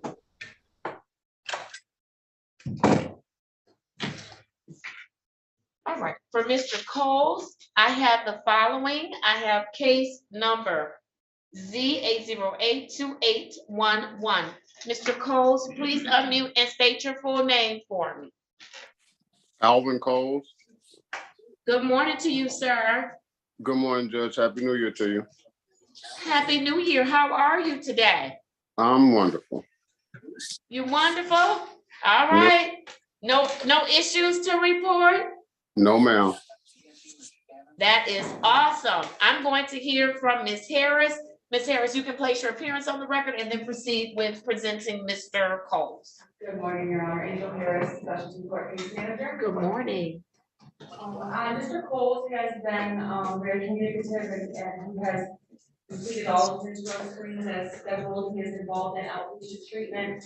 I have received updates from his outpatient therapist, Carlotta Slater. She states that he is doing well. She also does random drug screens on him. Those have also been negative. Mr. Coles, as we had spoke briefly via, I believe, email, possibly text last week, did request to be able to go to Florida for a family funeral. So he is supposed to be leaving on the 5th, coming back on the 9th, and we have discussed testing before and after, as well as me working with him on finding somewhere the closest possible place for him to test if he does get called while he's gone. But he has been, he's been doing what he's supposed to be doing. We are still in phase 1 at this point, so right now we're just kind of getting him to continue with his outpatient treatment, make sure he's consistent with his drug screening and dealing with me, which he has been. Otherwise, I would just want to, again, follow up with him before he leaves, make sure we have his drug screen completed before he goes to Florida. And when he comes back, he should be back on the 9th. So my plan would be to have a face-to-face with him on the 10th. And then have him return here to the court. He normally would come on a different day. We have him come Tuesday this time. So he would come back on, I would have him ask him to come back on Monday. That would be the 16th. Oh, it is again, isn't it? Okay, can we do the following Monday, which would be. I need to see him before that, because then that'll be a whole. Yeah, that's a lot of time. So can I see him on, can we put him on Friday, that Thursday or that Friday, the 12th or the 13th? Mr. Holmes, what is your work schedule like for those days? I'm going to the calendar now. Just bear with me here. You said the 12th or the 13th? Yes. What time are we talking, Your Honor? It would be 8:35 on the Thursday or Friday. Okay, that's fine. Okay, so either of those days is fine. I'm gonna just go with the Thursday. So that would be January 12th, 2023, and that would be at 8:35 a.m. All right, very good. Would this be Zoom? Yes. Unless your case manager tells you otherwise, it's Zoom, okay? Okay, thank you very much. All right, very good. Is there anything that I need to change or that I need to amend as far as Mr. Coles is concerned? Not at this time. All right, very good. Mr. Coles, how did you do over the holiday? Wonderful. I talked to Miss Harris. I talked to my my counselor, and I have a great support. Miss Harris is great to me. My counselor is great to me. So thank you. All right, very good. You didn't have any issues over the holiday? No, ma'am. I talk to them quite regularly through the holidays. I had to talk to Miss Harris because of my situation, but she was there for me. She reached right back out to me as soon as we was able to get in touch with each other. I talked to my counselor before holidays, after holidays, both Christmas and the New Year, which I talked to both, and I talked to which I have to meet the counselor after I finish court with you. So they've been very helpful to me. All And right, thank you for the awesome. program. Yes, sir. Thank you for taking advantage of the program. Listen, I do give you my condolences on behalf of myself as well as the team with respect to the loss of your loved one. Ms. Harris did keep me informed, and you have been given the information that the court has ordered with respect to your travel. And so I hope that things go well. And again, if you need us, reach out, okay? Yes, I see you. That is correct, and thank you for that, Your Honor. And I know I can reach out to Miss Harris with anybody else. That's She right. definitely gets back to me. So thank you, and thank you, Miss Harris. All right. You're welcome, Mr. Cole. All right, very good. All right, did you have any questions for the court today, Mr. Coles? No, ma'am. All Like right, I have said, you if I learned have anything? anything, excuse me Go for cutting ahead. you off. If I have anything, I'll ask Miss Harris. All right, have you learned anything since the last time I've seen you? Just keep doing the right thing. Keep doing the right thing, and if there's a will, there's a way. All right, very good. If nothing else, then you've already gotten your return to court date, January 12th, 2023 at 8:35 a.m. We'll see you then, okay? Okay, thank you very much. Have a nice day. You're very welcome. Be safe. All right, thank you. Ms. Harris, who do you have up next? I also have Mr. Williams, who you had tried. Mr. Williams has not tuned in. I had actually called him this morning and requested that he come in person.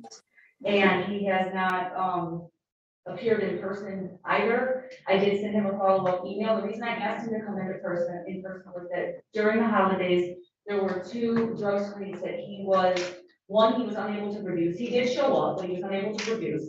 And then there was another one he showed up for, and he said that he called me and said he was unable to go to the bathroom. He had requested water. They told him to go across the street to get water at the gas station. His ride took him across the street, and as they were getting ready to turn into the gas station, they were like accordion rear-ended by another vehicle. So he never made it back to Jams. His tests were negative, probably 3 or 4 negative tests before then. So I wanted him to come in today and actually be here in person, but at this point I have not reached him, and he is not here in person, nor is he on Zoom. My major concern is that he works overnights, and he may have overslept. Not that that is an excuse, it's just what I'm guessing, because he normally is very, communicative and responds. So at this point, I have no idea what is going on with Mr. Williams, as I have not heard back from him today. All right, and so I'm going to call his cases, and then I'm going to issue a warrant, Mr. Reed. He's not shown up.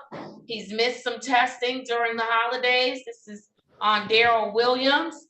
He's missed some testing. He was supposed to appear in person, and he did not appear. He has not appeared on Zoom.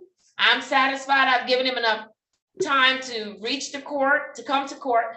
And I'm also satisfied that Ms. Harris has made more than enough gestures to get him to come into court or to Zoom in. So I'm calling case numbers 2100110, counts 2 and 3, case 202100110, counts 2 and 3. For Daryl Williams, capias will issue. For Mr. Williams, he's in our specialty court, and the bond will be set at $10,000 cash or surety as to each matter. And so if you could prepare those warrants for my signature, that would be great. Mr. Reed, did you want to offer anything? No, Judge. Heard some of the presentation. No objections. No objections. All right. Thank you so much. All right. Very good. Who else do you have? I have Cornisha Anderson. All right, why is Miss Anderson sitting in my box today? So Ms. Anderson had a confirmed obstruction, from her grandmother. I spoke with Miss Anderson, Nikki Anderson, house arrest this morning. She stated that the obstruction was confirmed as an obstruction. Although they had a minor amount of alcohol detected, she stated it was not confirmed as consumption, that it could have been from anything. So there isn't a confirmed alcohol consumption, just a confirmed obstruction. I did send you an email this morning. I don't know if you had time to read it. No, I've been on the Ms. bench. Anderson did drug screen. Okay, so the obstruction was from the 23rd at 3:11 p.m. until the 24th at 3:56 a.m. She did have a drug screen. Her color was called on the 24th. She missed that drug screen. She emailed me immediately that she had woken up late. I told her to go. I didn't see her email until later in the evening. It was Christmas Eve. I just didn't see it. Yes. By the time I saw it, it was 7-something in the evening. I couldn't even assist her in trying to find somewhere to go at that point. But I did instruct her to go first thing in the morning on the 25th, which she did. She also was called by her color to go on the 26th and the 27th. All three of those were negative for alcohol. One of them, I mean, they were positive for marijuana, but her marijuana levels have been coming down. There are some other personal issues of Ms. Anderson's, I think that she should report to you herself that contribute to her current abstinence of alcohol and marijuana. But she is here and I think she should probably talk to you about those herself. They were in the email. But otherwise, she was very communicative, Your Honor. She did let me know immediately that she had woken up at 9:30, which was the cutoff time for jams. They stopped letting people in at 9:30. She has been very communicative through everything. So I mean, she's not trying to avoid us, but she is having some issues with this grandmother. At this time, if you wanted my recommendation would be to extend her scram tether. We had originally planned to have her come in on the 6th, which was Friday, to assess having it removed. With the issue with the obstruction report, my recommendation would be that we extend it, another 10 to 14 days, keep monitoring her, let her do her drug screens, see if her marijuana level gets down to a negative. And if there's no alcohol and no marijuana, then at that time, I feel like we can maybe revisit the scram tether and how she's doing in the program. Has Ms. Anderson spoken with an attorney? She did, I think just, Yes, yeah, sir. just ago. Okay, very good. Are you ready on Ms. Anderson? Yes, Judge. Mr. Thank you. Reed? Yes, Judge. Thank you. To Ms. Anderson. We talked about. Hold on, Mr. Reed, you're skipping, you're skipping around, like you're breaking up. So let me place her case numbers on the record, give you a chance to maneuver your microphone a little bit, and then we'll be ready. I'm gonna zoom and zoom back in. I'm gonna zoom out and zoom back in. Okay, I'll just call case numbers. I have case number SP 123-8451, counts 1 and 2 and 3. Case number SP 107-22741, SP 117-59071, SP 127-46301, and ZA083801. Ms. Anderson, state your full name for the record. Great, Anderson. All right, good morning, Ms. Anderson. Good morning, Ms. Holmes, and happy New Year.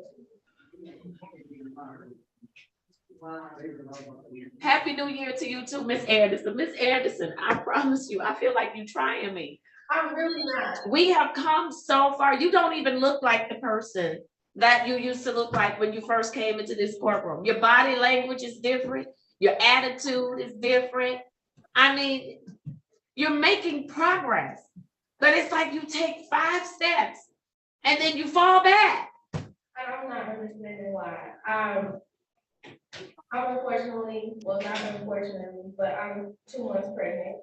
I just found that out a couple days ago when I informed the parents.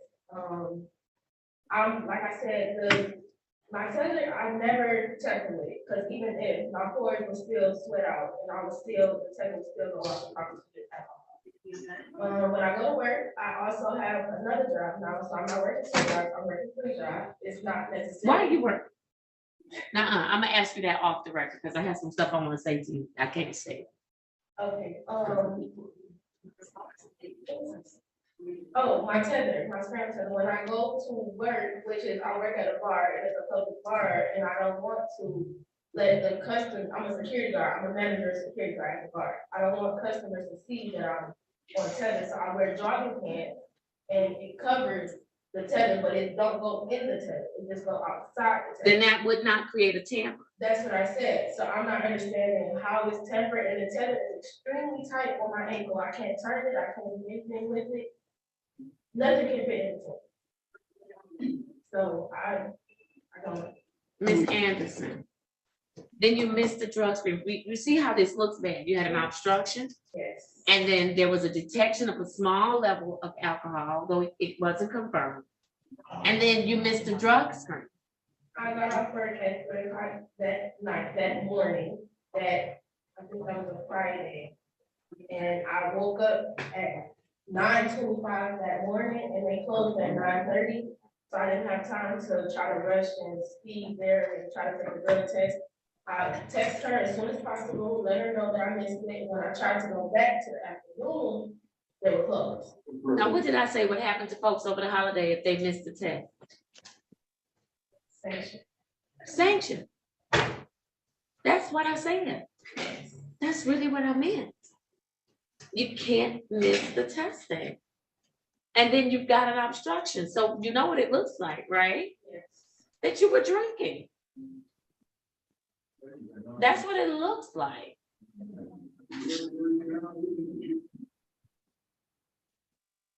Did Mr. Reed join us back? Well. Yes, Judge. Can you hear me? Yes, Mr. Reed, what do you want to tell me? Yes, Judge. Thank you. I did talk to Ms. Anderson. I want to commend her. She has changed her attitude 100%. She was cooperative, respectful. I want to give her credit for that. We did talk about obstructions. We did talk about marijuana levels. She indicates that there was no intentional obstruction. If there was a register, it was not something that she intended to do. And I told her that she had to look into that and make sure that in the future, she did not have anything that would block her device. Judge, I know that she missed the test, that there's no good reason for missing the test, especially during the holiday season, but she didn't deny it. She stood up for it. I don't want to see her go to jail. If there's a recommendation that she sit around the courthouse for a little while today, that would be my recommendation. I think she's trying to work the program. She just needs to do a better job. And again, I can't commend her enough because her attitude is great, Judge. And that's my recommendation, Judge. Thank you. All right, thank you. Ms. Harris made the recommendation that we extend her tether for 10 to 14 days. And so by way of sanction, I'm going to follow that recommendation. I'm going to extend the tether by 14 days. So she was supposed to be considered for removal when? So now we're gonna go to the 20th, to January 20th.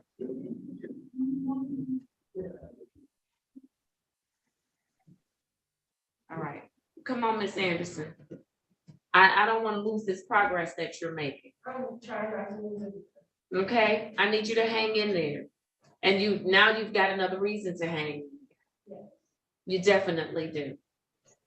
All right, what's gonna be next for Ms. Harris? Not Ms. Harris, but Ms. Anderson, from Ms. Harris. I will have a face-to-face with her. She's in phase one, She's isn't in she? phase one. No, I need to see her. You can have a face-to-face with her next week, and then I need to see her the following week. So let's put my date on. Okay, so then, normally, again, she doesn't normally come in on a Tuesday. She's on your docket for this Friday. Leave her there. Okay. You're So gonna have her zoom zoom in on Friday. Yes.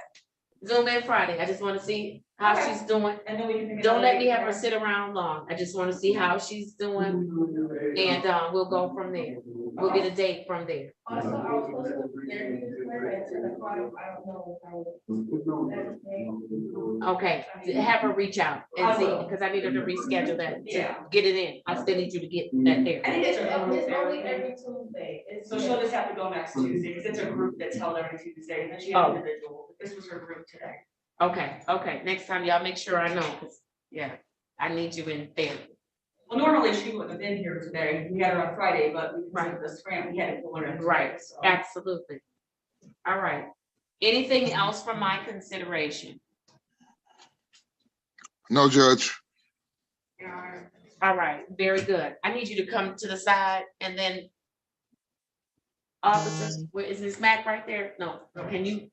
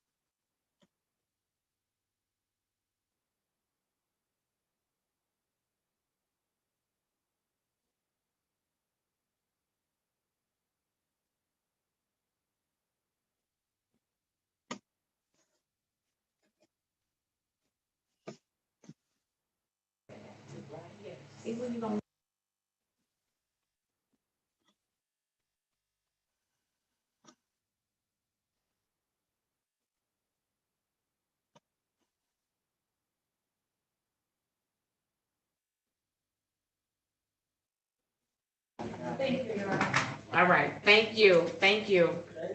Come on, you need to approach. I don't know why, I just want you to.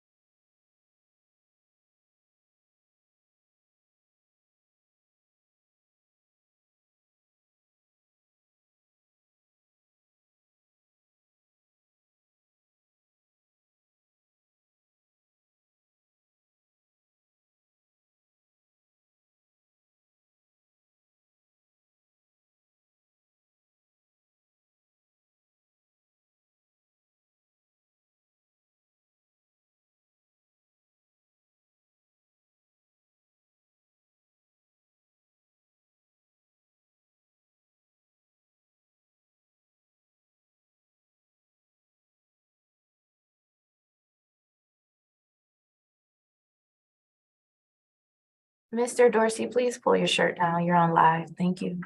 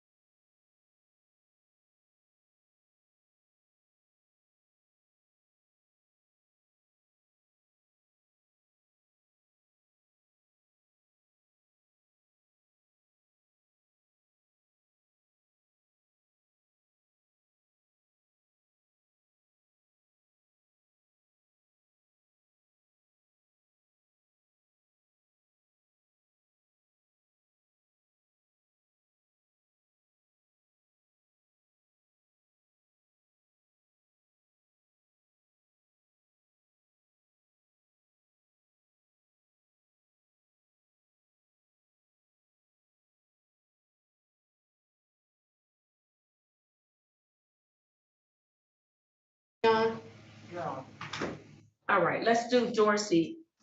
Are we ready on Dorsey? And then I should be ready for my intake. I don't see Mr. Yancey is in a court in Judge Brown's courtroom. Oh, Mr. Yancey is in another courtroom, and I see your son, Mr. Kusheri. Good morning. Good morning, guys. Good morning. Good morning. Good morning, sweetheart. Oh, you're so sweet. Yes.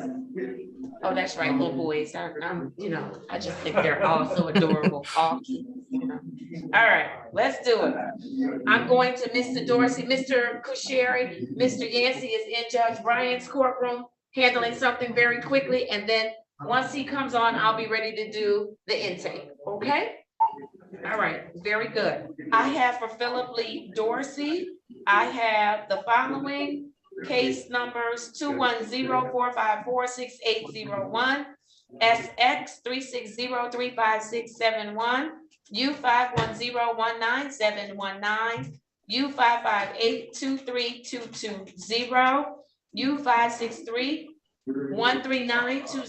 U575-98120, U575-98320, and U593-34121. Mr. Dorsey, please state your full name for me. Philip Lee Dorsey IV. Good morning, Mr. Dorsey. Good morning. Why are you at the Wayne County Jail? I came here particularly because I didn't want to feel like I didn't want to go on a run or anything like that. So I got myself arrested.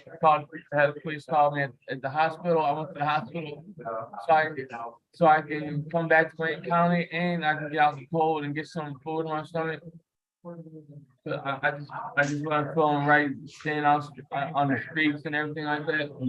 And last time I left, it's 'cause I had no family support. I was going hungry and I had no money for cigarettes or anything like that. And I'm addicted to tobacco, so I need cigarettes. So I left. Now, Mr. Dorsey, Yeah. you know that is not a reason to walk away from treatment. I had no family support. I was going every day. I had nothing, no food or anything like that. So I was going hungry all day. And they don't. So you were in inpatient treatment and you were starving. They weren't feeding you. They were either feeding something that usually every day they'll run out of food like really fast. They run out of everything. People eat everything and all the food, everything like that. And they were serving people extra, but only if they really liked you or if you were there for a long time, if they were familiar with you or friends, they'll give you extra food or anything like that. People who weren't like cool or anything like that. Mr. Dorsey, that's not a reason to walk away from treatment because when you're in the streets, you don't have food either. Yeah, I have access to go. I have people to go to get food, and there was I know places where they bring you food for free, anything like that, places like that. But then you're not in treatment, Mr. Dorsey. You're not in treatment. I just wasn't feeling comfortable with not having food. My mom came one time to visit me to drop me off some money for food and things like that. She won't support me. She won't do anything for me. She says she will. She'll talk to you and tell you she does everything that she can for me, but she really doesn't. She doesn't try anything to support me in my life at all. Even when I was young, my mom would steal my money and things like that, and she wouldn't even pay for my school supplies. She would use that to date men and things like that. And my mom is very. She's a constant habitual liar.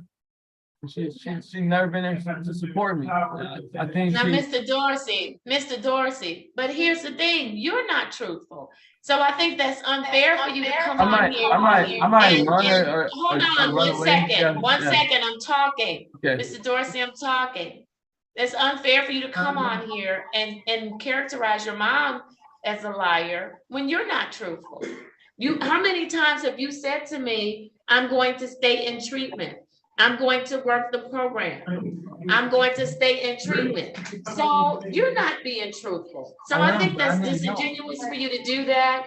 Listen, Mr. Dorsey, at the end of the day, when there is an issue at a provider, you have too many people you can reach out to. Your case manager, the court, attorneys, you've not done any of that. You just walk away. And we're going to keep doing this until somebody gets tired. And hopefully we don't lose you along the way, Mr. Dorsey, because that's my concern for you. I don't want to lose you out there in the streets using. That's not what I want to happen to you. You're a good person with a good heart. I don't want to see you die out there in those streets. I don't. And so let me hear from the attorney and case manager. What are we doing? What are you recommending as far as Mr. Dorsey is concerned? So Mr. Dorsey was also interviewed by the jail navigator, which they then referred him to Elmhurst Home. I did speak with Mr. Dorsey to kind of see where he was at and how he felt. He did report to me that he does not want to go to Elmhurst Home. He really does not like it. And due to those feelings, he'll probably abscond. He did say he did enjoy his stay when he was at Share House, and he requests to be sent back there if they have availability. But he didn't stay there either. I actually left as soon as I got in the door, but I never actually stayed there for a whole day. But Right, so why would I send you there? Why would I send you there? Because they supply cigarettes and they feed better. So I don't have anything on running this time, so I at least eat good and actually get smoke for free.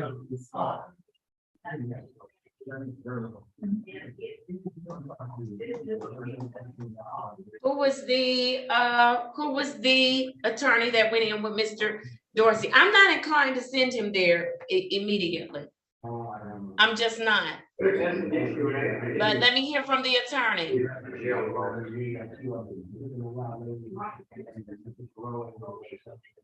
Who went in the breakout room with Mr. Dorsey? It was Attorney Fikens, but he's on a phone call. Oh, okay, okay. All right. Miss Taylor, have you had any contact with Cher?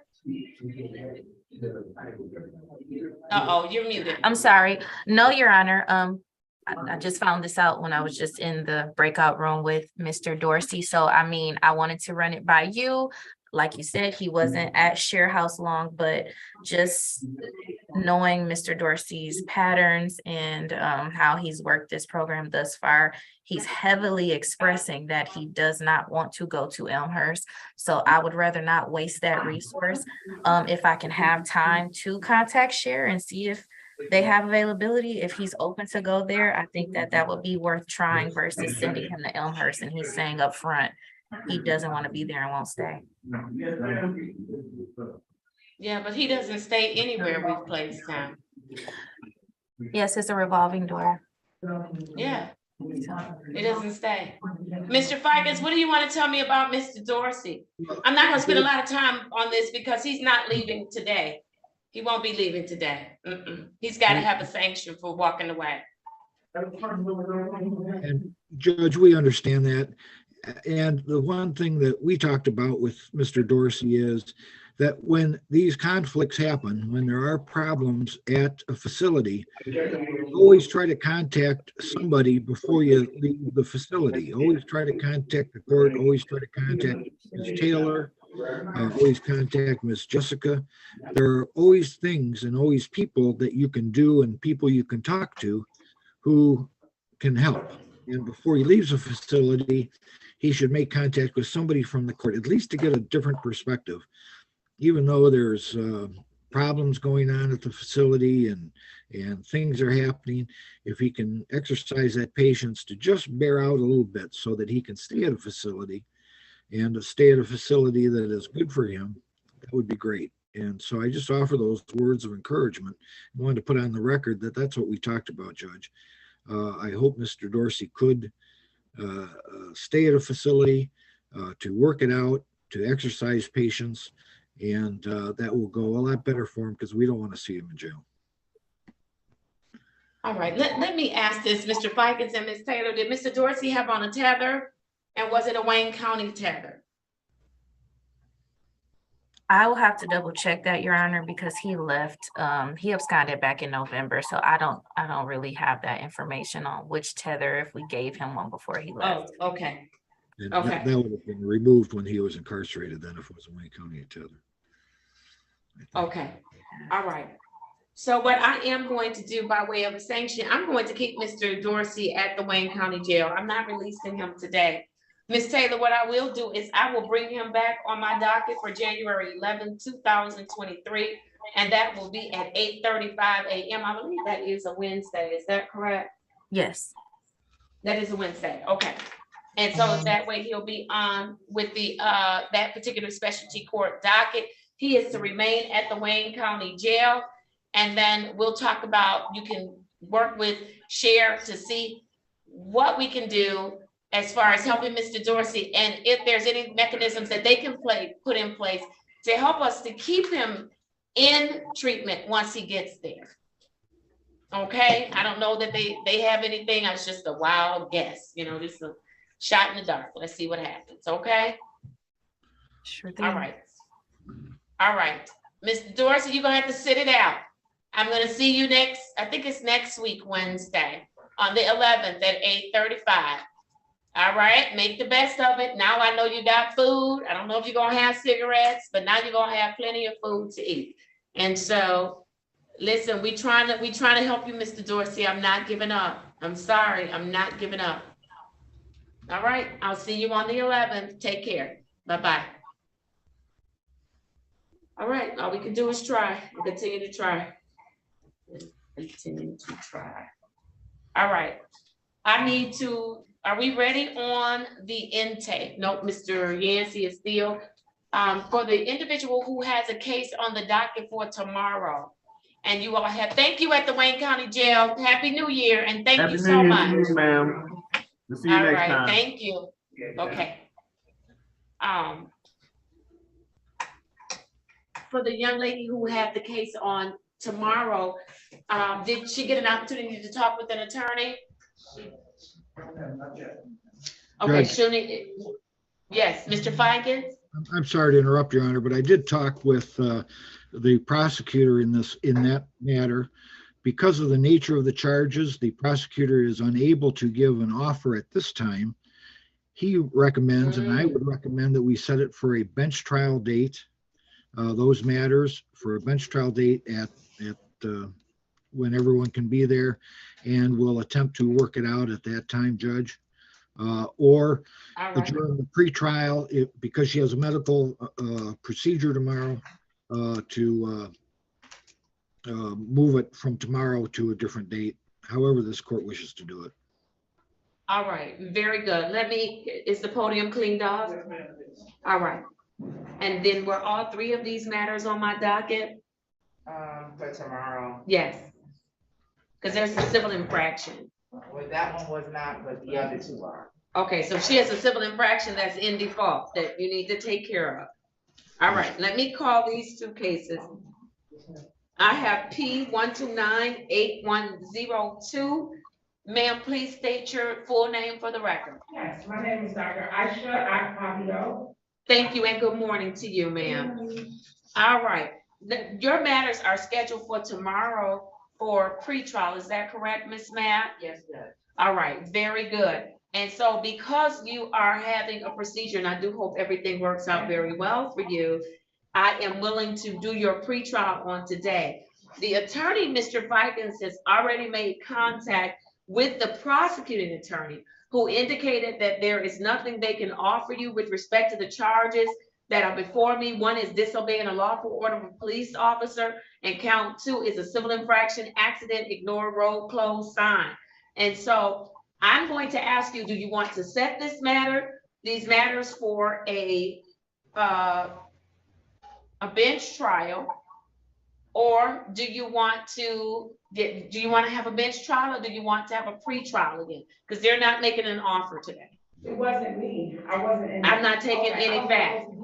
I don't know what to, yeah, this whole thing, okay, I just need some advising, because that's. Okay, so let's do this. Mr. Fikens, can you go in the breakout room and talk with her, and then I'll recall, okay? No problem. Thank you, Judge. All right, very good. I'll recall it. Okay, we still not ready on our intake. Let's go to the 10:30 docket. Can we do that? Sound excited. No, sorry. That's okay. You ready? I'm ready, Judge. All right, let's go to the first one. It is for Shameen Ahmed, SP 129-92091. Skip that one, sorry, hold on. I thought you skipped first. Oh, I don't skip that one. They must have paid the thing because that one is, yes, it's paid, Judge. All right, and so that one gets to be closed or dismissed? That one gets to be closed. Because that's the one they took the plea on. All right, so I'm closing that matter. He did in fact pay, Mr. Fikens. Thank you, Judge. All right, I have for Rade Al-Radi, SP 132-01751, SP 131-834841, SP 131-8411, counts 1 and 2. Mr. Already did pay another ticket which is SP 131-83842. So the other cases that's on the docket will be dismissed. All right, I'm dismissing all 4 of these matters that I've called into the record without prejudice. I have for Kenyatta Allen. I'm gonna start with the 2 that are adjourned to pay. I have case number SP 135-6512, counts 2 and 3. Did they pay? They did not, Judge. All right, for improper plates, what is the amount owed? $75. I'm going to reinstate the original charge. Capias will issue. The bond is set at $75, cash or surety.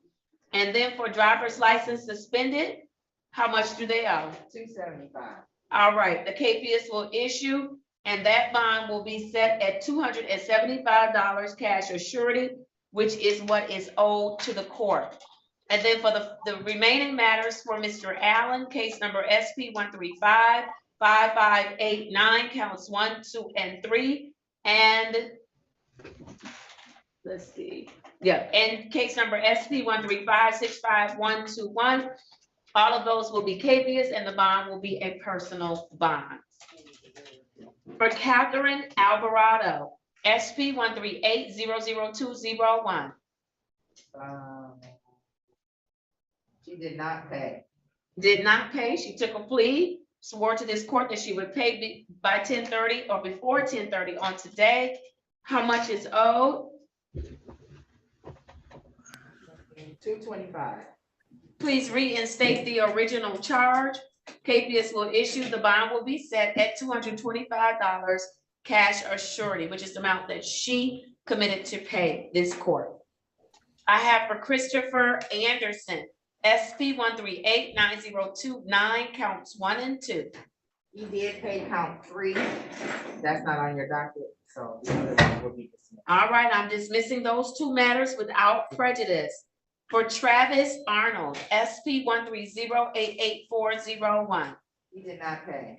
All right, then I am going to reinstate the original charge. How much is owed? $225. Capias will issue. The bond will be set at $225 cash or surety. For William Arnold, SP 138-07571. He did not pay. All right, I am going to reinstate the original charge. How much does he owe? $225. Capias will issue. The bond will be set at $225 cash or surety. And then I have Tuhin Assad, SP 140-18771. Did not pay. Did not pay. I'm going to reinstate the original charge, and a default judgment will be entered. All right, I think also on Kenyatta Allen, there was defective missing equipment charge. That should just be a default judgment. Correct. Yes, yes. Okay, and then I think, what about the no registration and expired plates? Those are also civil infractions, Judge. They should be defaulted. Yes, yes. Okay, very good. And then the unregistered untitled would be the personal bond. Correct. All right, very good. I missed that. Thank you so much. All right, that leaves us with a couple of things left on this morning's docket. Ms. Cleveland, you have Mr. Hamad, is that correct? Yes, Your Honor, I do. Okay, have you notified the prosecutor? Yes, she's on Zoom right now, Your Honor. Oh, wonderful. Then we're ready to call that case. Yes, Your Honor. Good morning, Ms. Walker. Morning, Judge. How are you? I'm making it. All right, you must have me blocked. No. Okay, all right, I'm sending it to the wrong Shannon. Just was checking in on you. Thank you, Judge. I'm making it. All right, very good. We are calling Mr. Hamad. If you could place his case number on the record for me, I do not have his case number. I do have the case number, Judge, or Ms. Cleveland. Yes, Your Honor, and Ms. Mack, I will place it on the record. It's 210-4466301.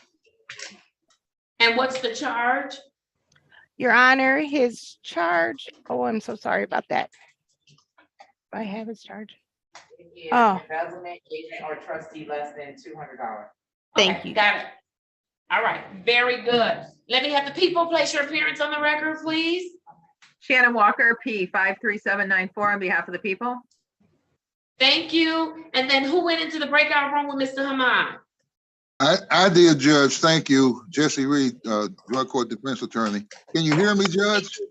Yes, I can. I hear you loud and clear. All right, Mr. Hamad, please place your appearance on the record, your name for the record. Hammond. Thank you, sir. All right, Ms. Cleveland, bring us up to speed on what's been going on, because he has scouted. Yes, Your Honor.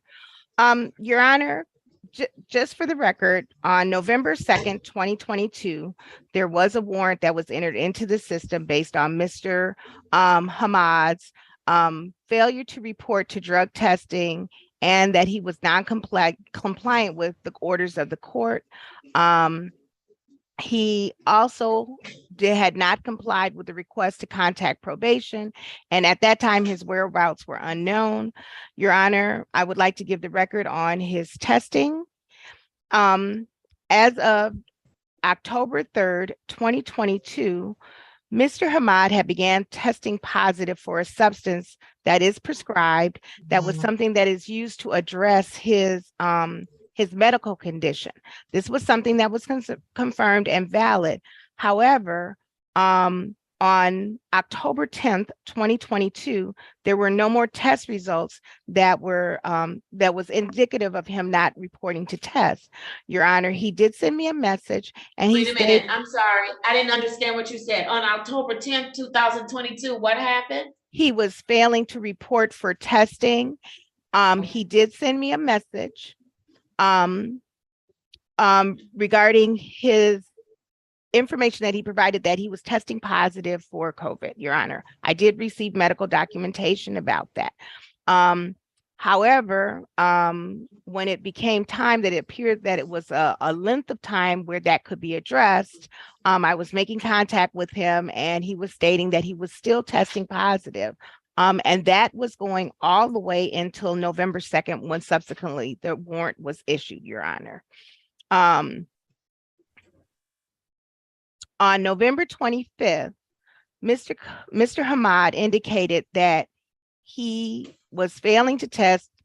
He was afraid to contact the court, and that the reason why he was afraid to contact the court is because he had relapsed into some substances that he did not disclose, Your Honor. And that he was intending on checking into an inpatient therapy. On November 25th, I did receive documentation from that said inpatient therapy therapist at Sacred Heart, Your Honor. They said that he had enrolled on November 23rd and that he was present there. I did not receive a follow-up or an email indicating a completion. At least I did not. I don't have one available at this time, Your Honor. Mr. Hamad, upon his stated completion on December 12th, 2022, he indicated that that's when he left the venue. However, he was not able to find his phone or have access to his telephone. So he said he was not receiving any messages from me. This information was stated by him on December 17th, 2022.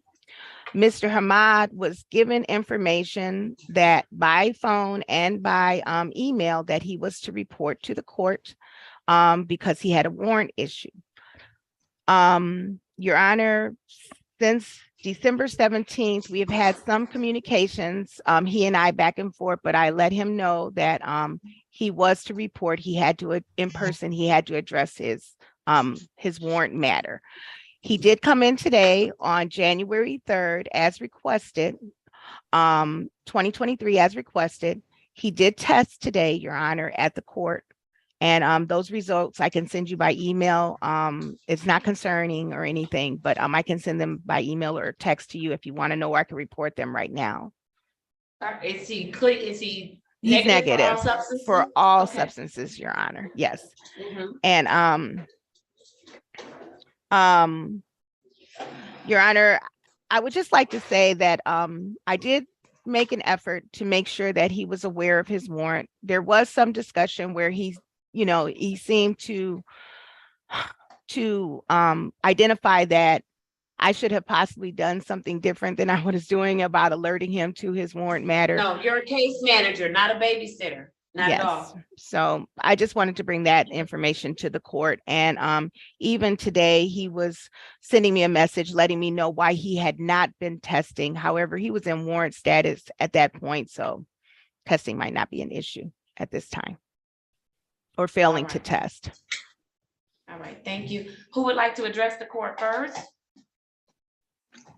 Judge, I thank you. I did go into the breakout room with my client. He was cooperative, respectful. I appreciate the fact that he did turn himself in today and that he did test and he is negative. We talked about the fact that he did violate the court's order. He cannot walk away from the program. He indicated to me that he did relapse approximately November the 2nd. And after relapsing, he indicated to me that he did contract COVID, and that was for a period of time. He also indicated to me that he did check himself into Sacred Heart and completed a 21-day program there. I don't have any documentation for that, but I am reporting what we talked about in the breakout room. He does want to continue with the program. He does want help from drug treatment court. He indicates that he wants to follow the court's order. He does know that he did walk away from the program and there could be a sanction for that. Judge, I'm recommending that he be allowed to return to the program, that he follow the court's orders, whether that's inpatient or outpatient. He does want help, and I'm not recommending any jail time, Judge. Thank you. All right, thank you. From the people? Yes, Judge. In listening to Case Manager Cleveland and Attorney Reed, what I'm struck by is the fact that this particular participant thinks he can do it his way. And the problem is when you don't follow the court's order, you don't follow the program, you going back to your own way leads to things like relapses. And that's what we have at this time. And unfortunately, I'm hearing a lot of excuses and I'm hearing a lot of him trying to make it seem okay that he did things the way that he did them. And Judge, if his way of doing things would have worked before now, he wouldn't have been in this program. So I am requesting that he is allowed back in this program because clearly he needs help. But I'm also requesting 3 days Wayne County Jail to make up for the October, November, and December he decided not to be with us. All right, I'm sorry, how many days? I'm requesting 3 days, Judge, one per month, one for October, one for November, and one for December. All right, thank you. Mr. Hamed, you have put yourself in a really bad position. I know. What I do know is Ms. Cleveland has gone above and beyond. She was keeping me blow by blow, trying to get you to just come in. We understand that relapse is a part of recovery, but the reason you're going to be sanctioned today is because you didn't do the things that you could do, like show up, like go to testing, like come to court. We've been here. The court has been open for business. So I'll hear from you at this time. Go ahead. I'm sorry, I just want to say thank you to Ms. Cleveland. She has gone above and beyond. I'm not trying to justify my reasons or anything like that, but I know I relapsed and I should have came up forward with you guys, and I didn't know how to go about the situation, and I apologize for that. Also, I was really worried about getting pulled over for the warrant or, you know, getting arrested for it. So I just stayed home. Been doing everything I gotta do. I've been, doing the NA meetings. We have no way And I of have, monitoring Mr. Hamed. no, I You understand. can't, hold on. I'm sorry. You can't do this program. The prosecutor said it. The way that you want to do it, it doesn't work that way. Okay, I apologize. I don't mean to come off that way or anything. I'm just trying to figure out ways that I can make it work so I can avoid this, honestly, because I have work coming up. I have certain things coming up and I worked really hard to get there, so. And I understand that, sir, but you have put yourself in a really bad place. You have been gone since it looks like we issued the warrant after you had COVID for almost a month. I'm just. That you've been gone November, all of November and all of December. I want to ask just for anybody who's forgive me for my actions, and I'm trying to work forward and I'm trying to make progress. And I'm truly sorry for my actions. And I'm really working hard. I really am. I understand. I understand. And I apologize for trying to do things my way. I understand that I gotta follow a certain way for the program. You do. And I'm willing to comply 100% and do whatever I gotta do to be doing the right thing. I understand. But Mr. Hamed, today I am going to issue a sanction. You walked away. Despite, and I know of all the effort Ms. Cleveland made because she updated me on everything. And you still walked away and did things your way. Ms. Cleveland, you have your hand up. Yes, Your Honor, and I do apologize for interrupting the court. It's okay. So the one thing that I would like to speak favorably about with Mr. Hamed, he does try to make good effort to contact me. He did do that, and he did that on several occasions, even to inform me that he was checking himself into the hospital or into the treatment facility. There's two things that I would like to alert the court. I didn't make my recommendation, and I would like to recommend just one day, one overnight in jail for him, considering that he has been cooperative and has been trying to at least reconcile with the court, his failure to appear. But the other thing is this, Your Honor, too, which I am going to pay even closer attention to. If he were to be granted one day of jail, he has to make sure that he is compliant with all the court's orders, even to include getting connected to a treatment service that they possibly have recommended for him as aftercare from coming out of Sacred Heart, because since he's been in the program, that would be his second inpatient therapy treatment that he has done since he's been in our program. And he has not been in our program that long, Your Honor. So he obviously needs something. Is he not following up with aftercare? He had to struggle because he said that he contracted the COVID and he couldn't connect with whatever services he was supposed to be connected with regularly because of his medical conditions. So that's the one thing that I would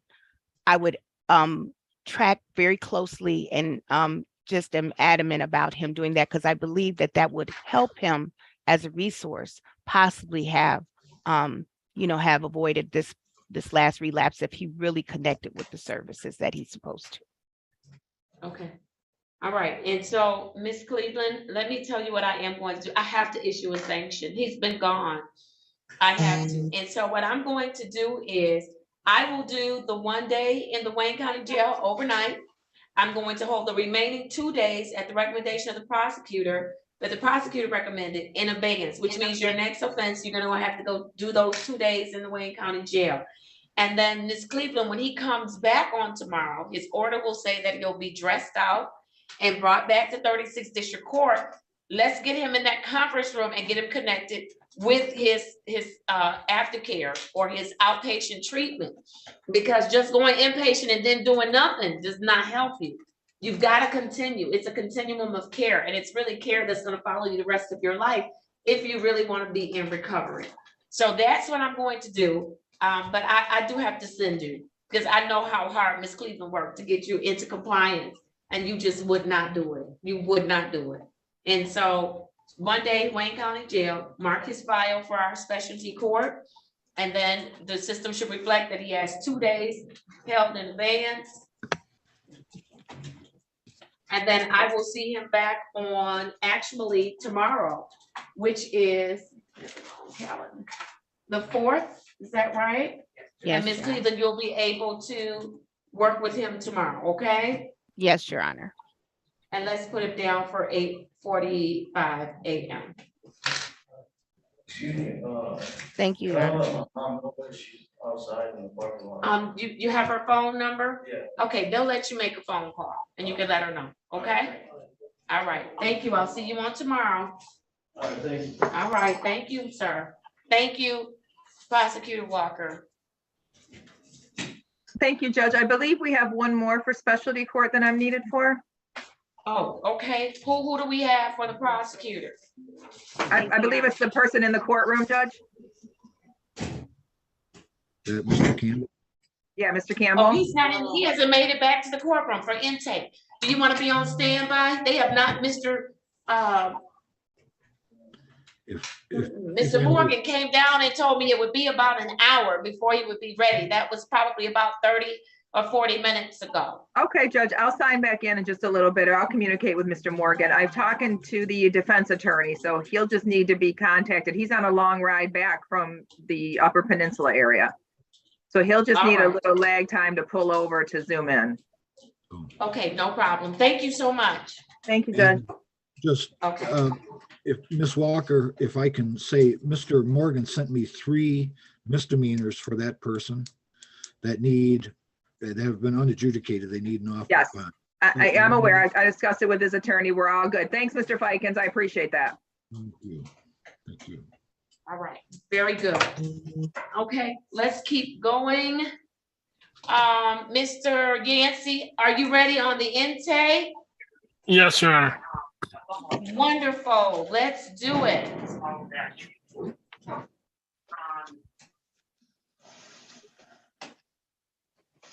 And then I'm not certain what this is. This will go to the file. I guess that came back to the chambers. Yes, Mr. Fikens? Judge, I just wanted to let you know, I spoke with Ms. Pabio regarding her request for a bench trial date or a jury trial date, and we're ready on that one as well. I believe she's in the courtroom. All right, are you just going to do a trial date? Yes, Your Honor. It's a claim of identity theft. We're asking for a bench trial date. All right, wonderful. Then what I'm gonna do is I can have her stand right there and I'll call her case and you can stay right there because I'm gonna do your intake. You've been so patient this morning. Thank you. All right, I have the following P 1298102, counts 1 and 2. State your name again for me, ma'am. Really loudly. All right, thank you so much. You've had an opportunity to speak with an attorney. All right, he explained to you your right to a trial, and you understand that you have a right to a jury trial, but you're asking for a bench trial. All right, very good. And that means the officers will have to come and take a look at you. And if there's a mistaken identity, we'll get it all cleared up, okay? All right, and so I'm going to set that bench trial date for, no, 3rd. Let's set the bench trial date for January 20th, 2023, and that's going to be at 2:45 a.m. And does that give you enough time with what you have going on? A.m., not P.M. 10.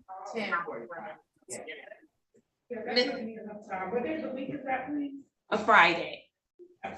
That gives you enough time? All right, wonderful. I didn't want to push it out too far. Mr. Fikens, your client does have an outstanding civil infraction. She needs to get that paid before her next court date. That's something from November of 2022. We'll take care of it, Judge. All right, very good. All right, I'll see you then. Thank you, ma'am. And again, I wish you well. All right, let's go to Mr. Fry. Let me just grab one thing. Give me a second. In here, I gotta figure it out. Mac, I don't know what I did with my forms. What forms? My specialty court forms for this court. I don't know what I did with them. They might be. Oh, wait a minute. I had gone through my home file there from when I worked at home. Forever. No, they got it. All right, let's do it. I have for Mr. Fry, case number 2104567-901. Mr. Fry, please state your full name for the record. James Dillon Fry. All right, good morning to you, sir. Good morning to you. All right, how are you today? I'm doing well. Good, you ready to come into our program and do the work? Yes, ma'am. Very good. I am going to hear from the case manager, Mr. Yancey. Yes, Your Honor. Mr. Fry. I will, Your Honor. Mr. Fry, he is here today due to a conviction for operating while intoxicated. He was referred by Judge Bryant. And Your Honor, he is a veteran of the United States Marines. Oh, wonderful. Yeah. Wonderful. Thank you. Thank you for your service. Absolutely. Okay. So he's 55-year-old. He's a divorce at this time, resides alone in the city of Detroit. Your Honor, he has an associate's degree from Henry Ford Community College, and he's employed full-time with Ford Motor Company, Your Honor. He reports being less than average health at this time, but he's in good mental health. His license is currently suspended. He did complete Needs Plus with us, Your Honor. And the results of that was low risk, medium need. And he reports to us that the major support person will be his girlfriend regarding completing our program. So I did speak with him a little bit more than a week ago, talking about our program. Had him randomly screened a couple of times, and he has private insurance. So he should be entering a program hopefully sometime this week, Your Honor. He has made contact with his insurance company, and they've gotten back with him, and he should be in a program this week. All right, very good. So because we want to get a clinical assessment, I know what our needs assessment said, but we want to also get a clinical assessment so that we can make sure he's on the right track with respect to programming. And yes. I'm sorry, Mr. Yancey, what branch of the military? It's the Marines, Your Honor. All right, very good, very good. All right, who was the attorney that met with Mr. Fry? Did someone meet with them? Where Mr. Fikens? Is he in the first house? He might be.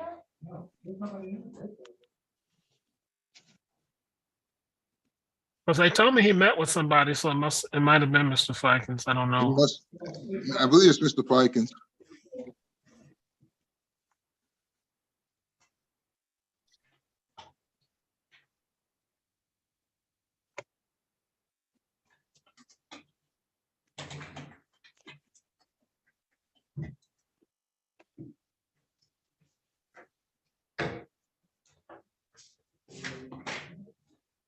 There's Mr. Fikens. I'm sorry, Judge. That's okay. We ready on Fry. Tell me what I need to know about Mr. Fry, our intake. Mr. Fry was very cooperative with me, Judge. Certainly seemingly willing to do the program. We went over what is expected of him and some of the benefits that he can gain from our court. We talked about testing, we talked about meetings, we talked about 12-step programs. He seemed interested in it. He seemed to understand that those are the requirements. We talked certainly about that it was a 14-month court order, but that could be amended at any time by this court. Generally, in terms of, we try to stay on track for the amount of time put down, but if there are some hiccups along the way or missteps, it might be extended by this court. He seemed to understand that, Judge. He seemed to be ready to accept this program, and therefore I certainly recommend him for acceptance into the program. All right, very good. And so thank you, Mr. Fikens.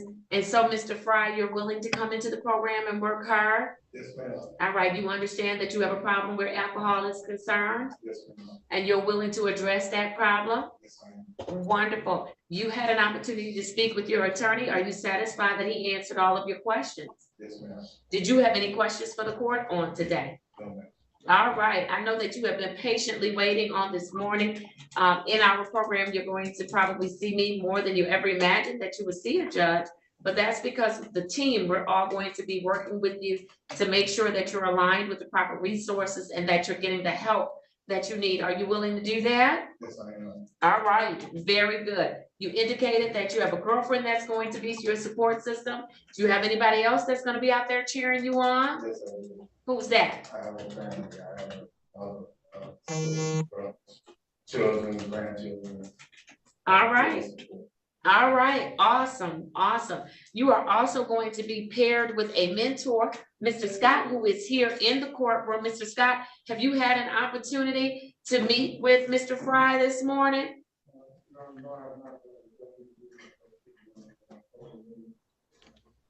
No, I know I have not, Your Honor, but I will introduce myself to my fellow committee as soon as I get done. Yeah, all right, very good. Thank you so much. All right, so you'll have a mentor, and so we're here to work with you and to work for you. If ever you have questions, please don't hesitate to ask them. It's so important to do so because we don't want you to have to figure out everything. We want to be able to help you to make sure you're in compliance with the court's orders. Does that sound good to you? Sounds good, Judge. Thank you. All right, very good. Mr. Yancey, was there anything else? I don't believe so, Your Honor. You know, we did look at the lien and he definitely qualifies. There's nothing on the lien that indicates that he's a danger to the public at all. So I don't believe there's too much else, Your Honor. All right, awesome. Then I'm welcoming you into our specialty court. I look forward to working with you. Before you leave the podium, I need to get two things. Next date, return to court date, and I'd like to see him, have him Zoom in next week if possible. Yes, Your Honor, that would make him Zoom in on January 10th, Your Honor, at 8:45. All right, very good. Did you get that date, Mr. Fry? Yes, ma'am. All right, and then the second thing I want to do is have everybody in the courtroom join me in thanking Mr. Fry for his service in the armed forces. We appreciate you for serving this country, thereby serving each of us. Thank you so much, Mr. Fry. Thank you, Your Honor. All right, you are all set, Mr. Yancey. Is he free? Oh, Mr. Yancey, I know you told me, I think you sent me a message that he had a positive screen today, right? No, that was the 28th, and he's screened since then, and it's completely negative. He actually screened yesterday, and I don't have the Okay. results for today, but he screened yesterday. It was negative for everything. All right, I need you to get the results for today before because did he drive? Did you drive here today? No, ma'am. You did not? No. All right, okay. And so then, Mr. Yancey, is there anything you need him to stay behind for other than to introduce himself and connect with Mr. Scott? I don't believe so. I don't know why I don't have the results for today. It's been an hour, but I think he can meet with Mr. Scott if there's a problem with the results. And I asked Mr. Fry, he said there would not be. Then I would contact him in the court. All right, very good. Then you are free to leave, but I do want you to connect with Mr. Scott, okay? Thank you, Your Honor. All right, I'll see you next week. Thank you. Thank you so much, Mr. Yancey. I know Thank you. you've been running back and forth. Thank you, Your Honor. Yes. All right.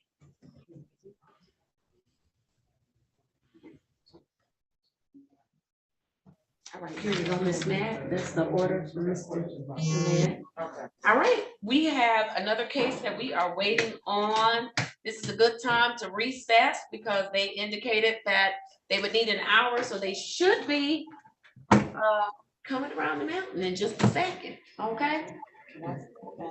Yes, go right ahead. Mr. Fikens and Miss Wilson, can you facilitate and have Mr. Fikens go back in the breakout room with Miss I can't pronounce her name, conference room, that last one that we scheduled for a trial? Sure. I can go back with her. Okay, thank you. I think she went back in there. Okay, let me see if I get there.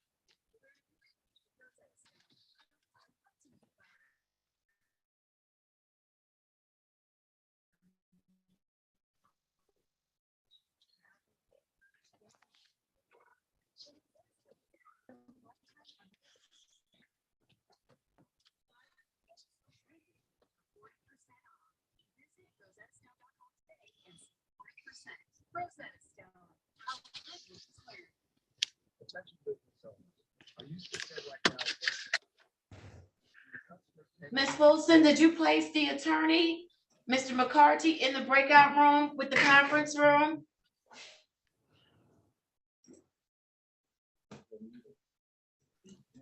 Ms. Wilson? Yes, Your Honor. No, he just logged on. Oh, okay. Can you place him in the conference room? Counsel McCarty? We Yes, need you I to go in can. the conference room with your client. Thank you, Ms. Wilson. You're welcome. Now you can mute me off.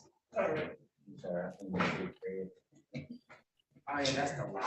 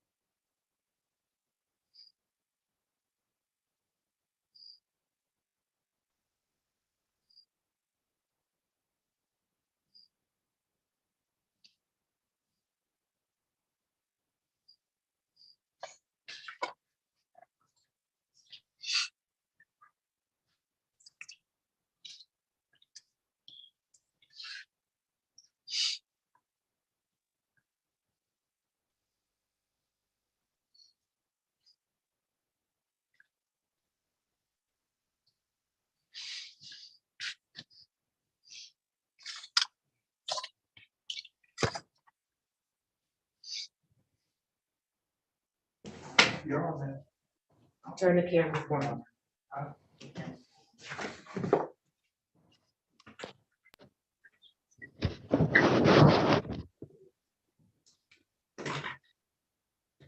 All right, we are ready to get started.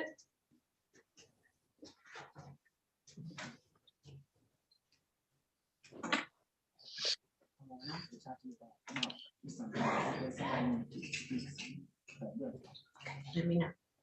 All right, very good. I'm ready on Mr. Campbell. If you could join us at the podium, please. I have the following matters for you. I have case number SP 116-01071, case number SP 127-87753, case number SP 139-6127, counts 1 and 2, case number SP 116-0104, counts 2 and 3, case number SP 127-8775, counts 1 and 2, case number SP 131-9053, counts 1, 2, and 3, and case number SP 139-61311. Counsel for defendant, please state your full name for the record. And good morning, Your Honor, or good afternoon, as the case may be. Attorney Jeff McCarty, P42633. I appear on behalf of Mr. Campbell on all such matters via Zoom without objection. All right, thank you, counsel, and good afternoon to you. Mr. Campbell, please state your full name for the record. All right, good morning to you. Thank you so much for your patience this morning. I know it's taken a moment, but thank you so much. All right, who do we have presenting? Are you presenting, Mr. Green? Yes. All right, Mr. Green, place your appearance on the record. Yes, Demetrius Green, specialty court case manager. All right, very good. And Mr. Wade, did you need to place your appearance on the record? Yes, ma'am, please. Right Wade, Director of Probation on behalf of the Probation Department. All right, thank you, Mr. Wade. I am ready for you to present Mr. Campbell for admission into our specialty court. You may proceed, Mr. Green. Yes, Mr. Campbell is being presented today for admission into mental health court. He is on charges of driver's license suspended and also no insurance. Mr. Campbell is a 26. Wait, you know what? Before you do that, I'm so sorry. Counsel, there are several matters that are scheduled today for arraignment. My apologies, Mr. Green. I should have cleared this up first. that are scheduled for arraignment on today. Have you reached an agreement with the prosecuting attorney? Well, not per se, Judge, but I previously waived arraignment by mail or by email anyways, but to that end, I would waive arraignment and stand mute to the charges that were outlined in the various matters that you described on this record. But overall, as it relates to the disposition pending acceptance into the specialty court, yes, we've resolved these matters. I've spoken with Ms. Shannon Walker. Okay, I am a post-plea program. And so did you all talk about your client accepting a plea to any of these matters? A plea pending, I guess, acceptance into this program. And as I understand it, ultimately that will be Mr. Campbell's decision, but yes. Okay, counsel, have you talked to your client about pleading guilty and on what matters? What's the offer from the people? Does anybody know? Yes, Place your appearance on the record for me. good morning, Your Honor, Spondy Morgan, Specialty Court Coordinator. What did I do with this pink sheet that was highlighted? Your Honor, the offer today was to place on Mr. Campbell's contract case number SP 139-61271, case number SP 139-61272, and the two cases that are going to be dismissed will be SP 116-01071 and case number SP 127-87753. All right, thank you so much. And so he also has a number of civil infractions that are on the docket as well. What the prosecuting attorney indicate as to those matters? They are scheduled for hearing. Judge, Ms. Shannon Walker, we did speak about the remaining civil infractions, Judge. And we just recommend that we maybe circle back to those tickets once he gets settled into the program. Make sure the pleas are taken on those cases, and then we can look at maybe doing some plea deals on those cases. All right, very good. All right. Thank you. Awesome. So counsel, I need to accept a plea from your client as to two matters. Have you had an opportunity to speak with your client about his willingness to accept the plea? Well, no, not as it relates to the plea. And I'm looking at the form right now. And if I understand it correctly, they want him to plead to driving while license suspended, which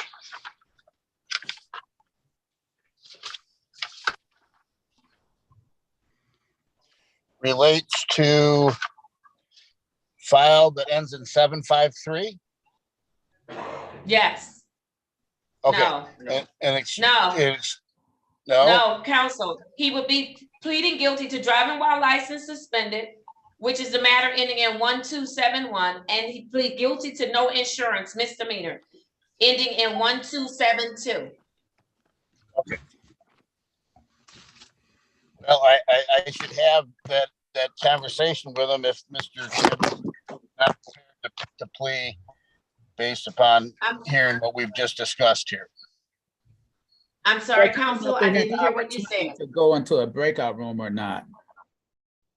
Yes, I went over the contract with him in the breakout room, not necessarily the plea. Okay, for my peace of mind, counsel, you need to go into a breakout room with your client and talk about the plea, because what's going to happen is I'm going to accept his plea of guilty if that's what you choose to do, Mr. Campbell, and I'm going to place those two matters. They will become a part of your specialty court order. And then the other two matters will be dismissed. Those dismissals are dependent on you successfully completing our program. If you don't, then everything goes back into full force, okay? And then you have some civil infractions that are outstanding. Prosecutor wants to see, are you gonna work the program? They're gonna come back and make some offers and work out some things with respect to your civil infractions. How does that sound? It sounds good to you? All right, very good. So I need him to go back to the conference room. We'll place Attorney McCarthy and Mr. Campbell in the breakout room. Y'all talk about that, please. All right, as I'm post, please.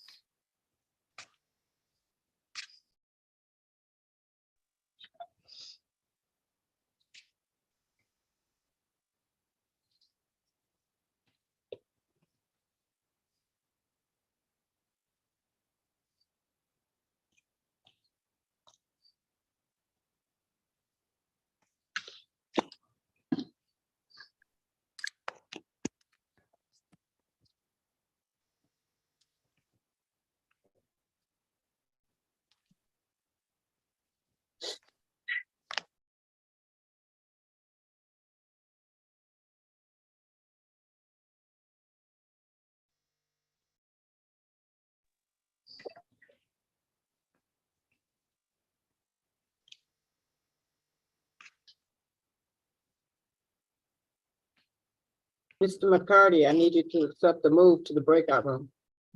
I'm not seeing it. Look in the bottom right corner.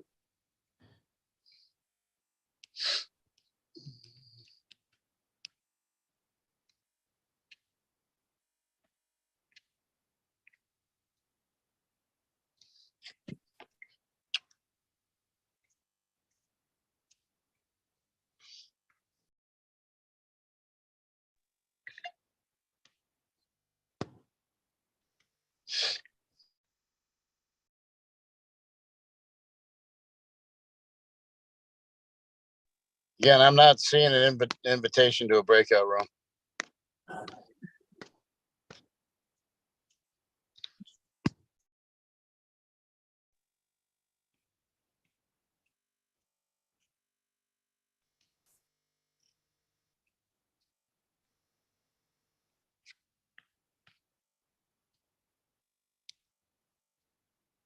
Do you see something in the bottom right corner?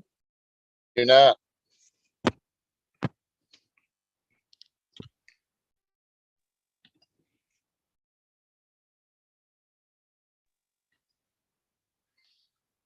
Okay, you need to disconnect and call back in because I've sent it twice.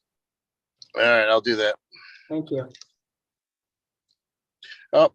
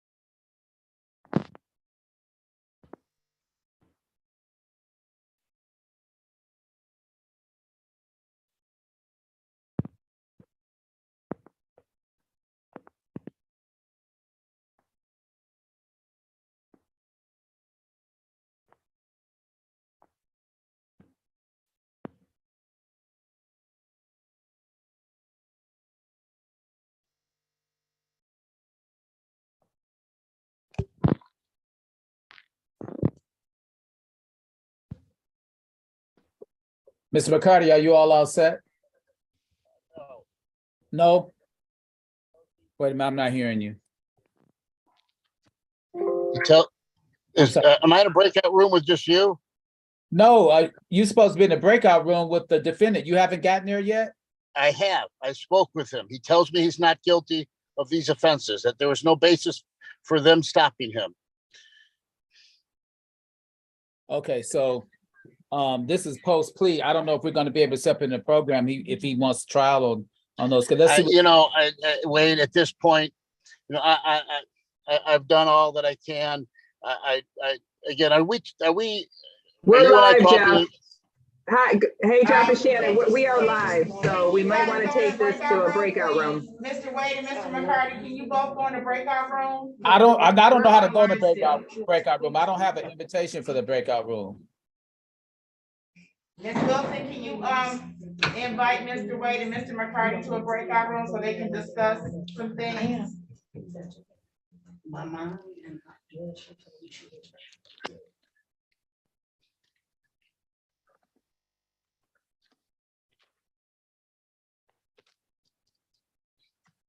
Mr. McCarty, I sent you an invite for breakout room 4.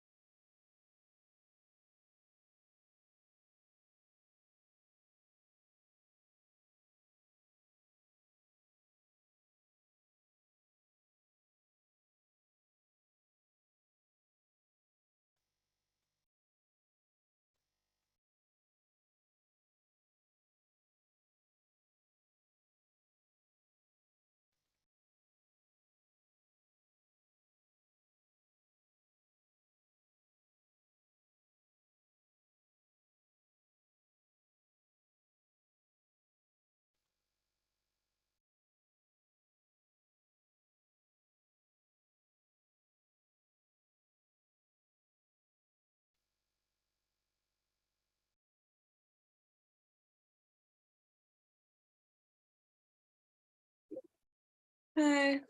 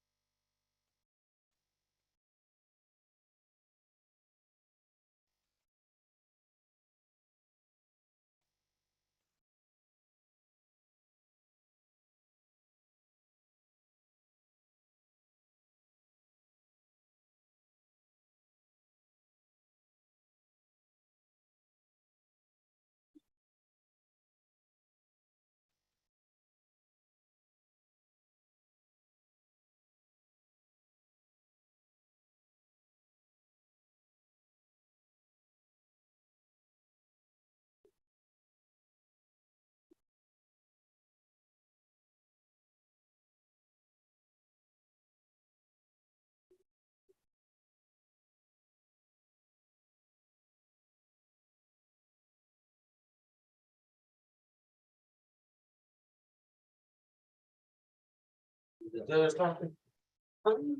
No, not at the moment. But I did talk with her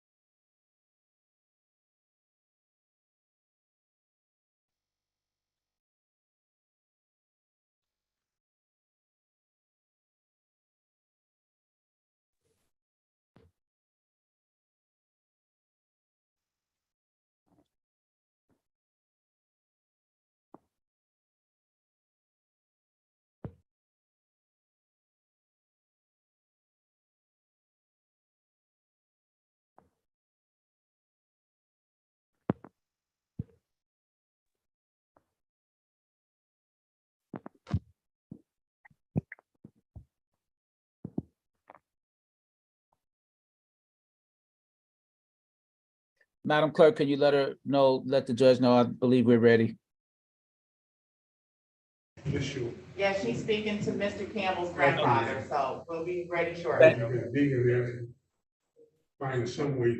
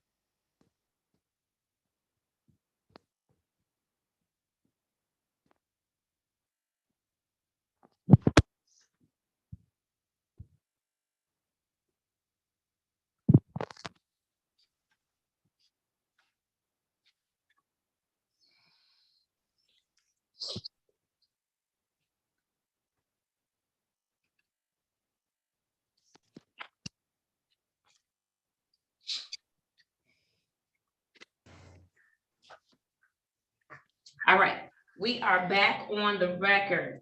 Mr. Campbell, have you had an opportunity to speak with your attorney? Yes, ma'am. All right, do you wish to plead guilty today pursuant to the people's offer so that you can come into the program? Yes, ma'am. And do you understand that even though I'm accepting your plea of guilty as to 2 matters, that in the end, let me make sure, look at the nature of the charges. When you finish this program, all 4 of those misdemeanors are going to be dismissed, including the 2 that you're pleading guilty to today. Do you understand that? You have to successfully complete the program. All right, you ready to do it? All right, counsel, was there anything else you wanted to add before I take his plea? No, Your Honor, I'm willing to do whatever he wants to do. He can plead guilty, he can take him to trial. That's his choice. All right, well, it sounds like he's going to plead guilty today. You're gonna come into the program and then you're gonna work the program. Is that right? All right, and you understand you've got some things that are outlying out there in Oakland County. You understand that? And you know that Oakland County gonna be looking to see what are you doing over here at 36th District Court, right? All right, and you know that decisions will be made depending on what you're doing over here, right? All right, so we want to come here and everybody is going to be hands on deck. You'll get to see, we have a wonderful group of people that will surround you and work with you and work for you to win. Are you willing to do that? All right, very good. Let me have you raise your right hand. Do you swear or affirm that the testimony you are about to give will be the truth and nothing but the truth? So help you God.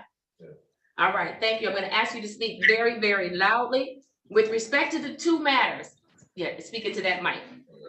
With respect to the two matters that you're going to plead guilty to, the first one is SP 139-6127, count 1 and count 2. Do you understand that you have a right to a trial with respect to both of those matters? And do you understand that during that trial, the people have to bring in their witnesses and they have to prove their case beyond a reasonable doubt? Do you also understand that during that trial, you have the right to cross-examine and to confront the people's witnesses? Do you understand that? Do you wish to give up those rights to accept the offer from the people and plead guilty on today? Yes. Has anyone promised you anything, threatened you in any way to get you to plead guilty on today? No. Are you pleading guilty because you are in fact guilty? All right, very good. Then Mr. Campbell, as to the matter in your 1271, it indicates that you were driving on a suspended license while in the city of Detroit. Were you operating a motor vehicle? Yes. Were you stopped by the police? Yes. And did you have a valid operator's license? Was your license suspended? Yes. All right, we're going to work on that. Also, count 2 indicates on the same date and time that when the police stopped you, they asked you to produce valid insurance for the motor vehicle that you were operating. Were you able to produce valid insurance? No. So the vehicle was not insured, is that correct? Correct. All right, thank you. Then I am going to accept your plea of guilty as to both matters, and both of those matters will be placed on the order for specialty court. The remaining two matters that are misdemeanors ending in 1071 and 7753, those matters are going to be dismissed without prejudice. However, you must successfully complete the program, okay? All right, and so we also know, Mr. Campbell, that you have several other civil infractions that are outstanding here at 36th District Court. Our prosecutor has joined us, Prosecutor Walker. It's my understanding that you all are going to wait to see how he's working the program, and then you will work with him to maybe clear up some of these matters. Is that correct? Shannon Walker, P53794, on behalf of the people. That is correct, Judge. We'd like to see him succeed, not only in this program, but in getting maybe a driver's license back. All right, we want you to succeed in the program and get your driver's license. Until you get one, you cannot drive. Now, I know that look. You know, I've been doing this for a little while. What was that look for? The system is foul, it's pathetic. I'm not saying you as an individual, I'm not saying nobody in here as an individual. I'm saying me being a person in the United States of America, being an individual in Detroit, Michigan, growing up in school systems my whole life and not being no special treatment, none of that is foul. The system's so foul. If I was to do the same thing I did in high school and take a stand for something, I would not be wrong for it, I feel like. And I feel like people hear my voice and it touched their heart. So I understand, but no one want to walk with me though. Nobody try to actually change stuff with me though. Everybody just so. Well, now that might be everybody that you dealt with up until this day and this time of arriving at 36th District Court. But Mr. Campbell, I think you're kind of early to make that judgment call with respect to my team, because we've already started working for you. Yeah, Mr. Fighton. I'm sorry? My last time being in the 36th District, I spoke on a dude that was molesting me when I was a kid to my probation officer. And nothing was done about it. Nothing at all. This is before I went to college. Then I went to college and did extremely well on certain stuff. Still spoke out to the news about me being molested. No one still wants to do nothing. But when they see me in traffic, they so quick to flash the lights before they even run my plates, run anything to pull me over. Because the media set this picture of me to be whatever they want to call it. But at the end of the day, it's not. Go ahead. Well, Mr. My Campbell. voice don't matter anyway. No, that I disagree with you. Your voice does matter. And maybe you feel like it hasn't mattered in the past. And what I'm going to ask you to do is I understand that you are angry about some things that happened, and I don't know the facts of that case or what happened to you prior to.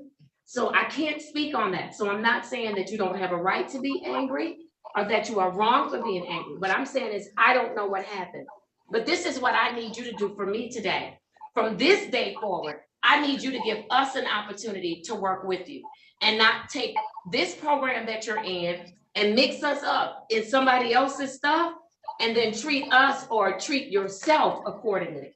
Because we're gonna work with you. We're gonna walk with you. We're gonna roll up our sleeves. We're gonna fight for you. We're gonna make sure you get the treatment that you need, but it is going to require work from you. It is. No, it always requires work for me. Again, this is the same building that I walked into when I was 18 years old for a couple of years, explaining to the probation officer that did not give two cares about me, about what was going on in my household, that it's illegal, that you cannot do, that everything should be stopped and going to figure out what's going on or how it happened. But it's not, I understand. But Mr. Campbell, I don't have the ability to do that. You have charges that are before me. And so I don't have the ability. I want to make sure you understand that I don't have the ability to say, I'm going to wipe your slate clean because of, or stop this process because of something that happened in the past. I know, we just I don't have the ability. I know. No, I'm not saying That's that. what we do. No, I'm not saying that we overlook it. I'm not That's saying what's that. happening though. Mr. Campbell, you're missing it. It's almost like you're now wanting me to take 10 steps back, and I'm not dismissing. Hold on, let me finish. I'm not dismissing what you've said. You've made an allegation about a probation officer. The director of probation is on the screen today. And I don't know if you've talked to him, but I know you've talked to him. I don't know if you've given names or what have you. I know Mr. Wade and his work ethic. I know that he's going to look into to see what happened. We can't get that figured out today. But what we can figure out today is that we have a program available to help you. That's not just going to help you with life, but also going to help you so that you don't have to face whatever is going on, or maybe it won't be as drastic, because I can't speak for another court in Oakland County. And that's what I need you to give us the opportunity to do today. Right. That's what I need from you. So I have accepted your plea of guilty. I am going to listen to some things about why you are a fit for our program. And I just want to guarantee you, sir, that we are going to work for you. I'm telling you, as the judge, I have an open door, okay? I tell, now defendants may feel like they can't talk to me. That's their feelings. I can't be responsible for other people's feelings. But what I can tell you is that we have an open door here, not just myself, the probation director, the prosecutor will be working with us. We have a defense attorney that's assigned to our specialty court. We have our case manager, Mr. Green. We have another case manager. We have our coordinator, Mr. Morgan, who I think you've met with.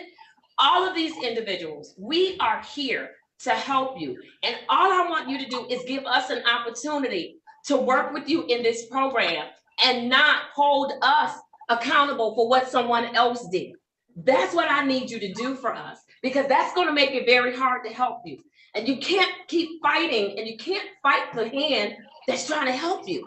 You can't do it. We're the hand today that's trying to help you, and we're going to, but we need you to reach out and help us as well. I have your commitment to do that. All right, do I have your commitment also? There's going to be some recommendations for treatment and for various things that you need to do that your attorney should have gone over with you in the breakout room as to what is going to, people call it a contract. It's not a contract, it's an order. It becomes my court order.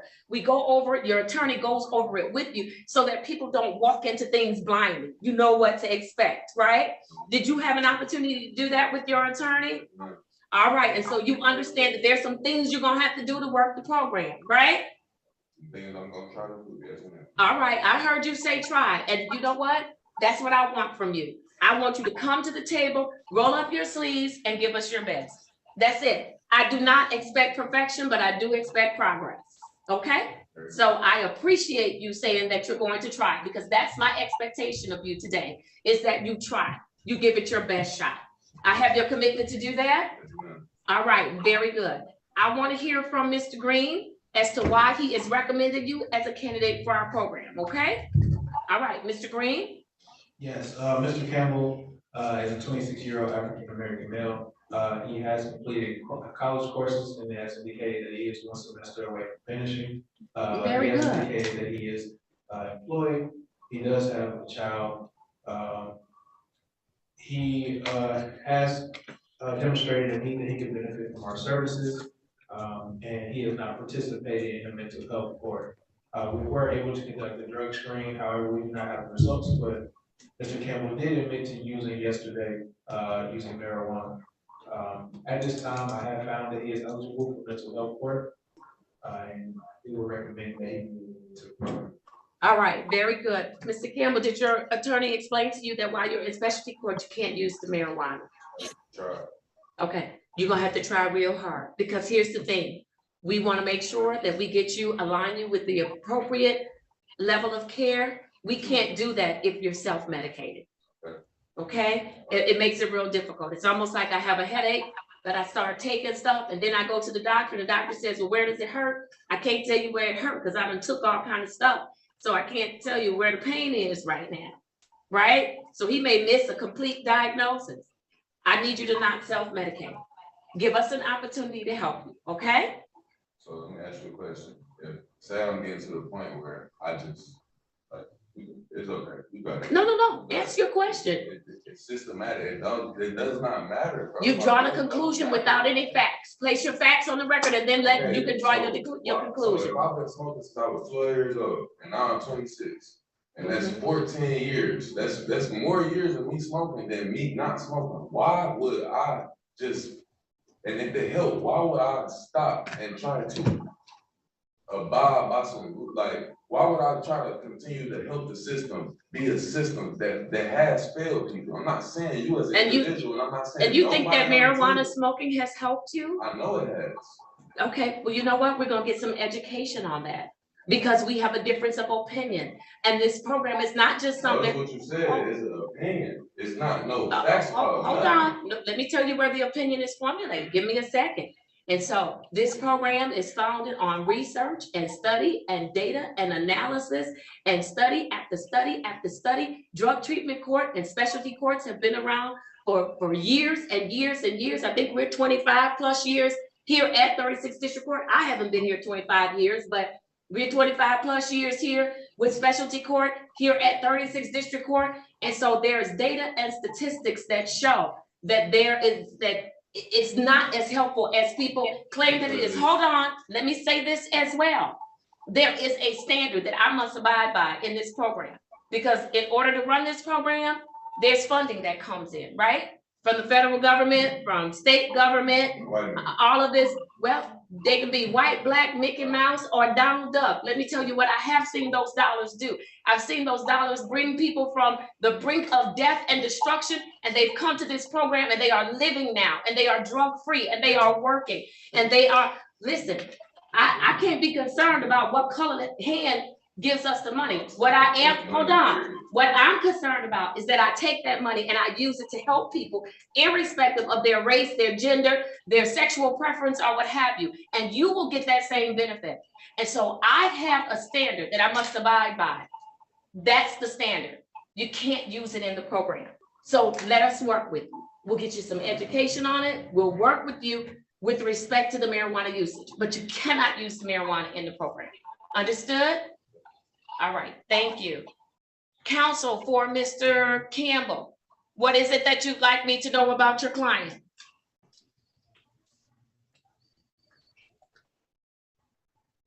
mean, nothing that's already been placed on this record. I can't. I'm sorry, one more time. I can hear you. I have nothing to add that's not already been placed on this record.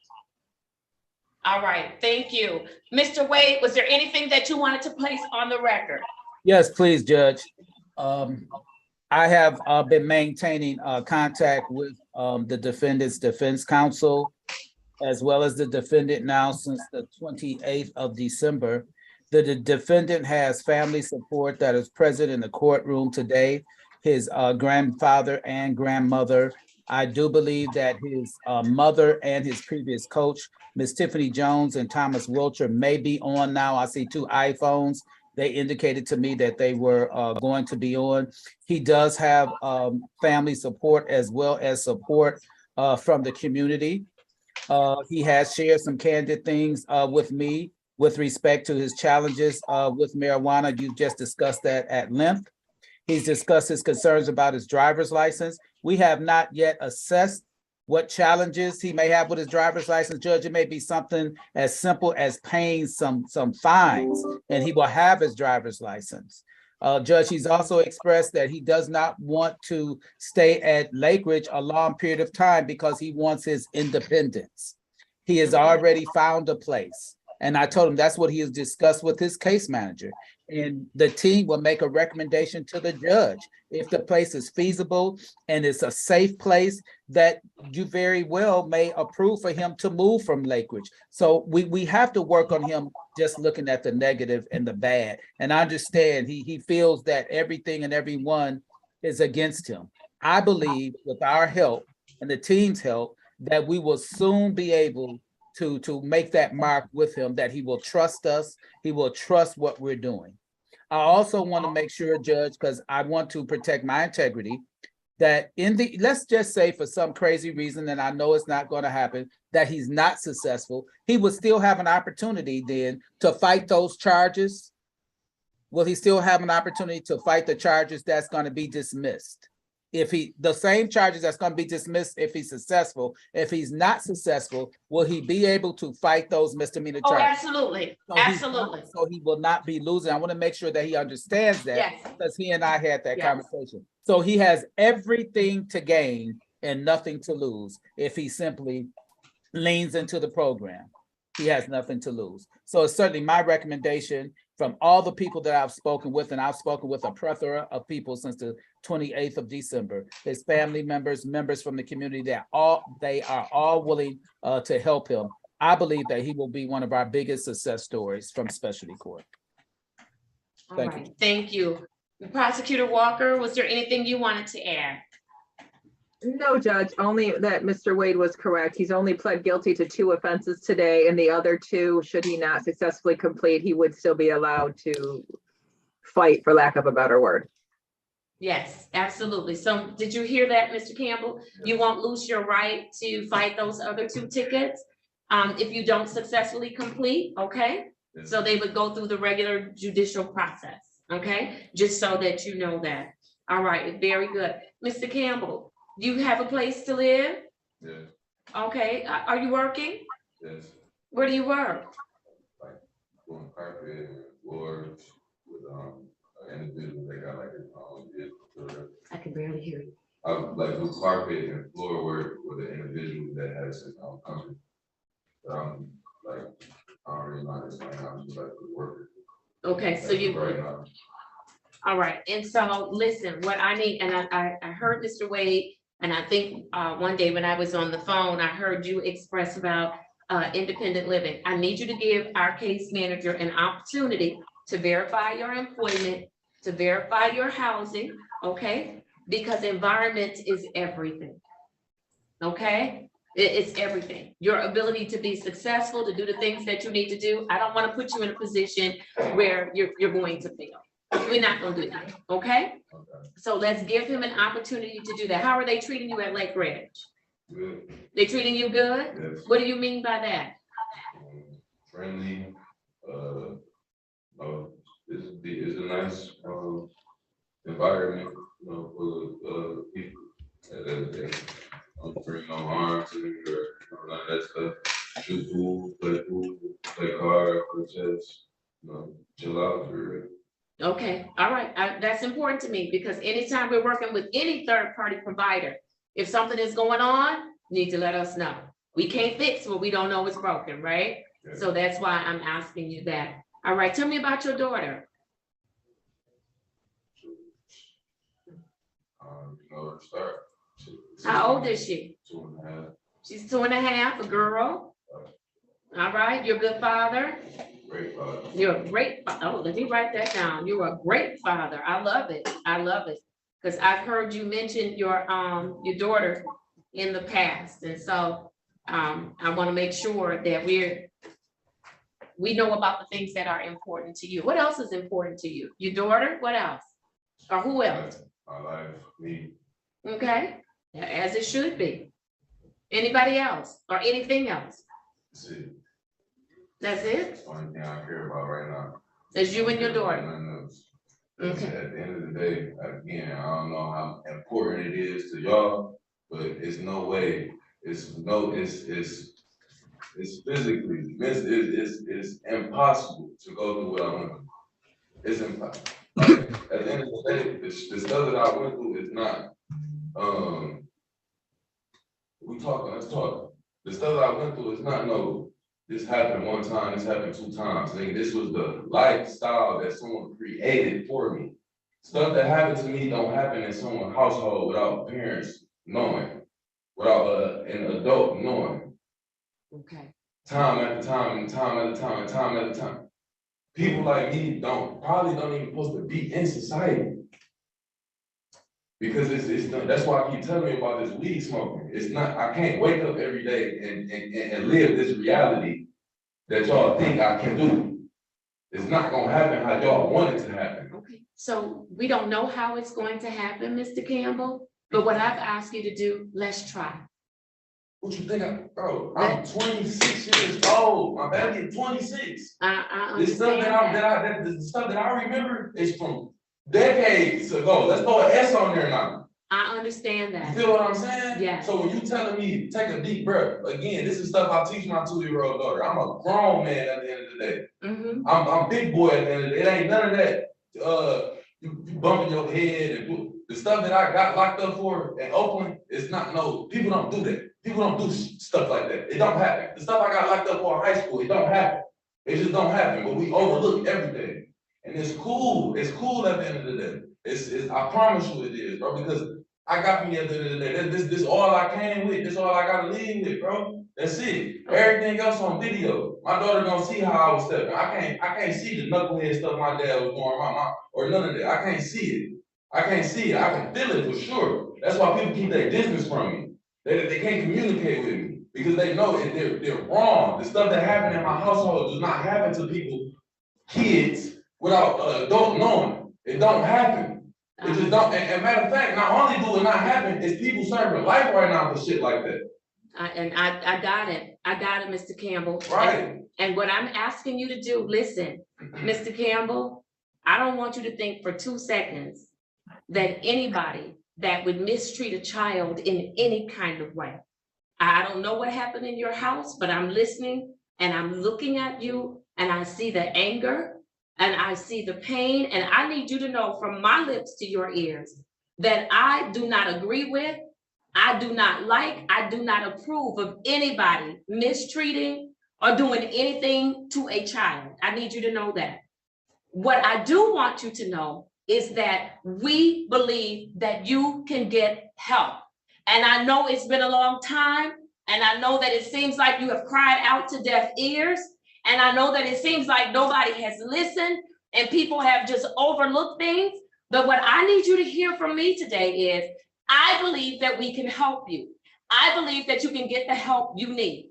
I need you to understand that. And sometimes people will tell you things and you think, well, you haven't been through what I've been through, but I need you to understand that I'm speaking from a place of experience. You can overcome this, but you are going to listen. No, you haven't. Let me tell you why you haven't. You're still angry. You're still self-destructive. You are still, I understand that. And it's not gonna go nowhere. It will. I promise if you let us hold I guarantee it's not gonna go nowhere. And I guarantee you just the opposite. This is what made me. I understand. This is why I grind. This is how I got through school. I understand. This is how I got through the field. I understand that. It's not going nowhere. Okay, well, I challenge you.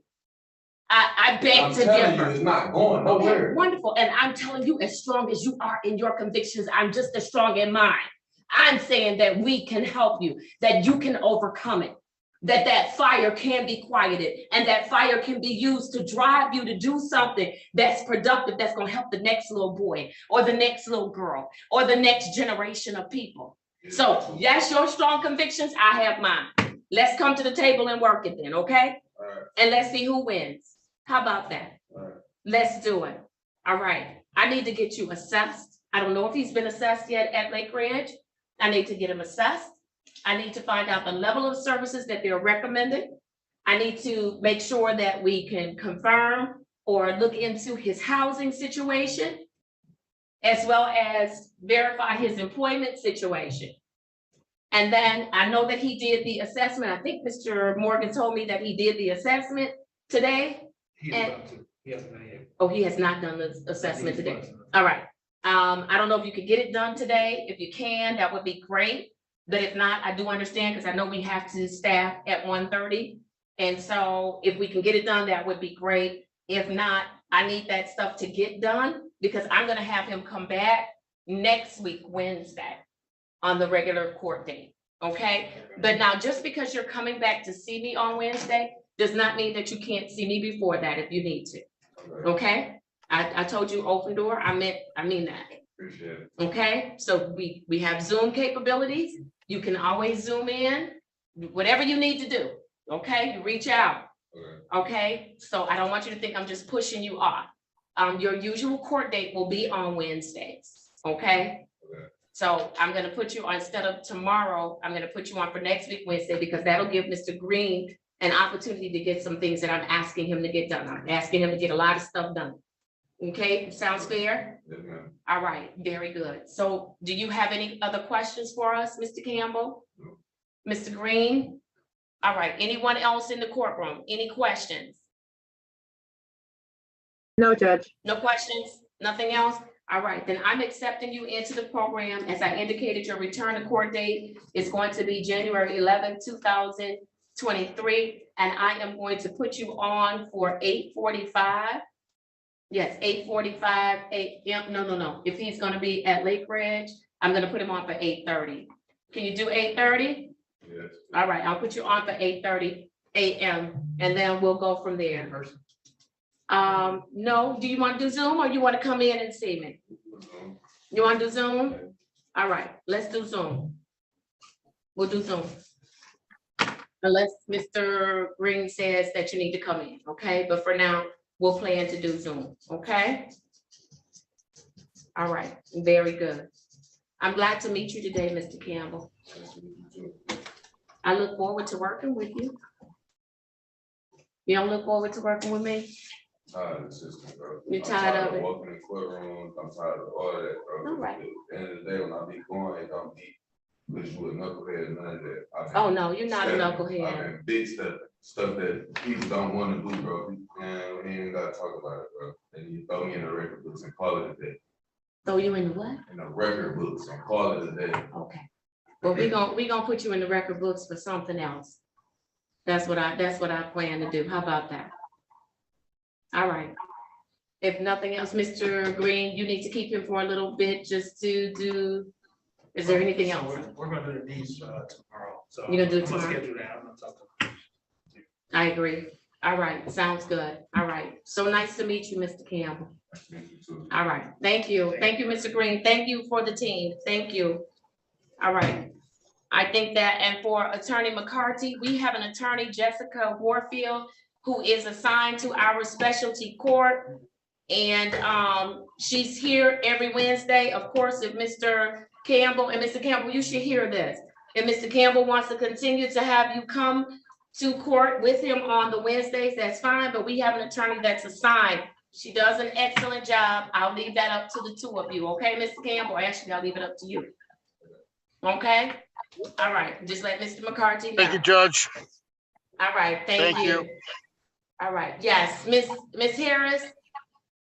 Yes, Your Honor, I just wanted to, Your hand up. yep, I just wanted to remind you, we were gonna go on record for Mr. Williams to put him in for Yes. tomorrow. Oh, for Daryl Williams. I Yes. had done a capias for Daryl Williams at 9:45. Right. We're gonna put him on the docket for tomorrow at, what time did I say, Miss We're Harris? just have him come in at 8:35 and sit. Yes, 8:35, and he'll be in person instead of in Capias or Warren, Mr. Reed, Mr. Fikens. I'm gonna give him a chance to make it right. Yes. Okay? All right, very good. Court is in recess. Thank you all.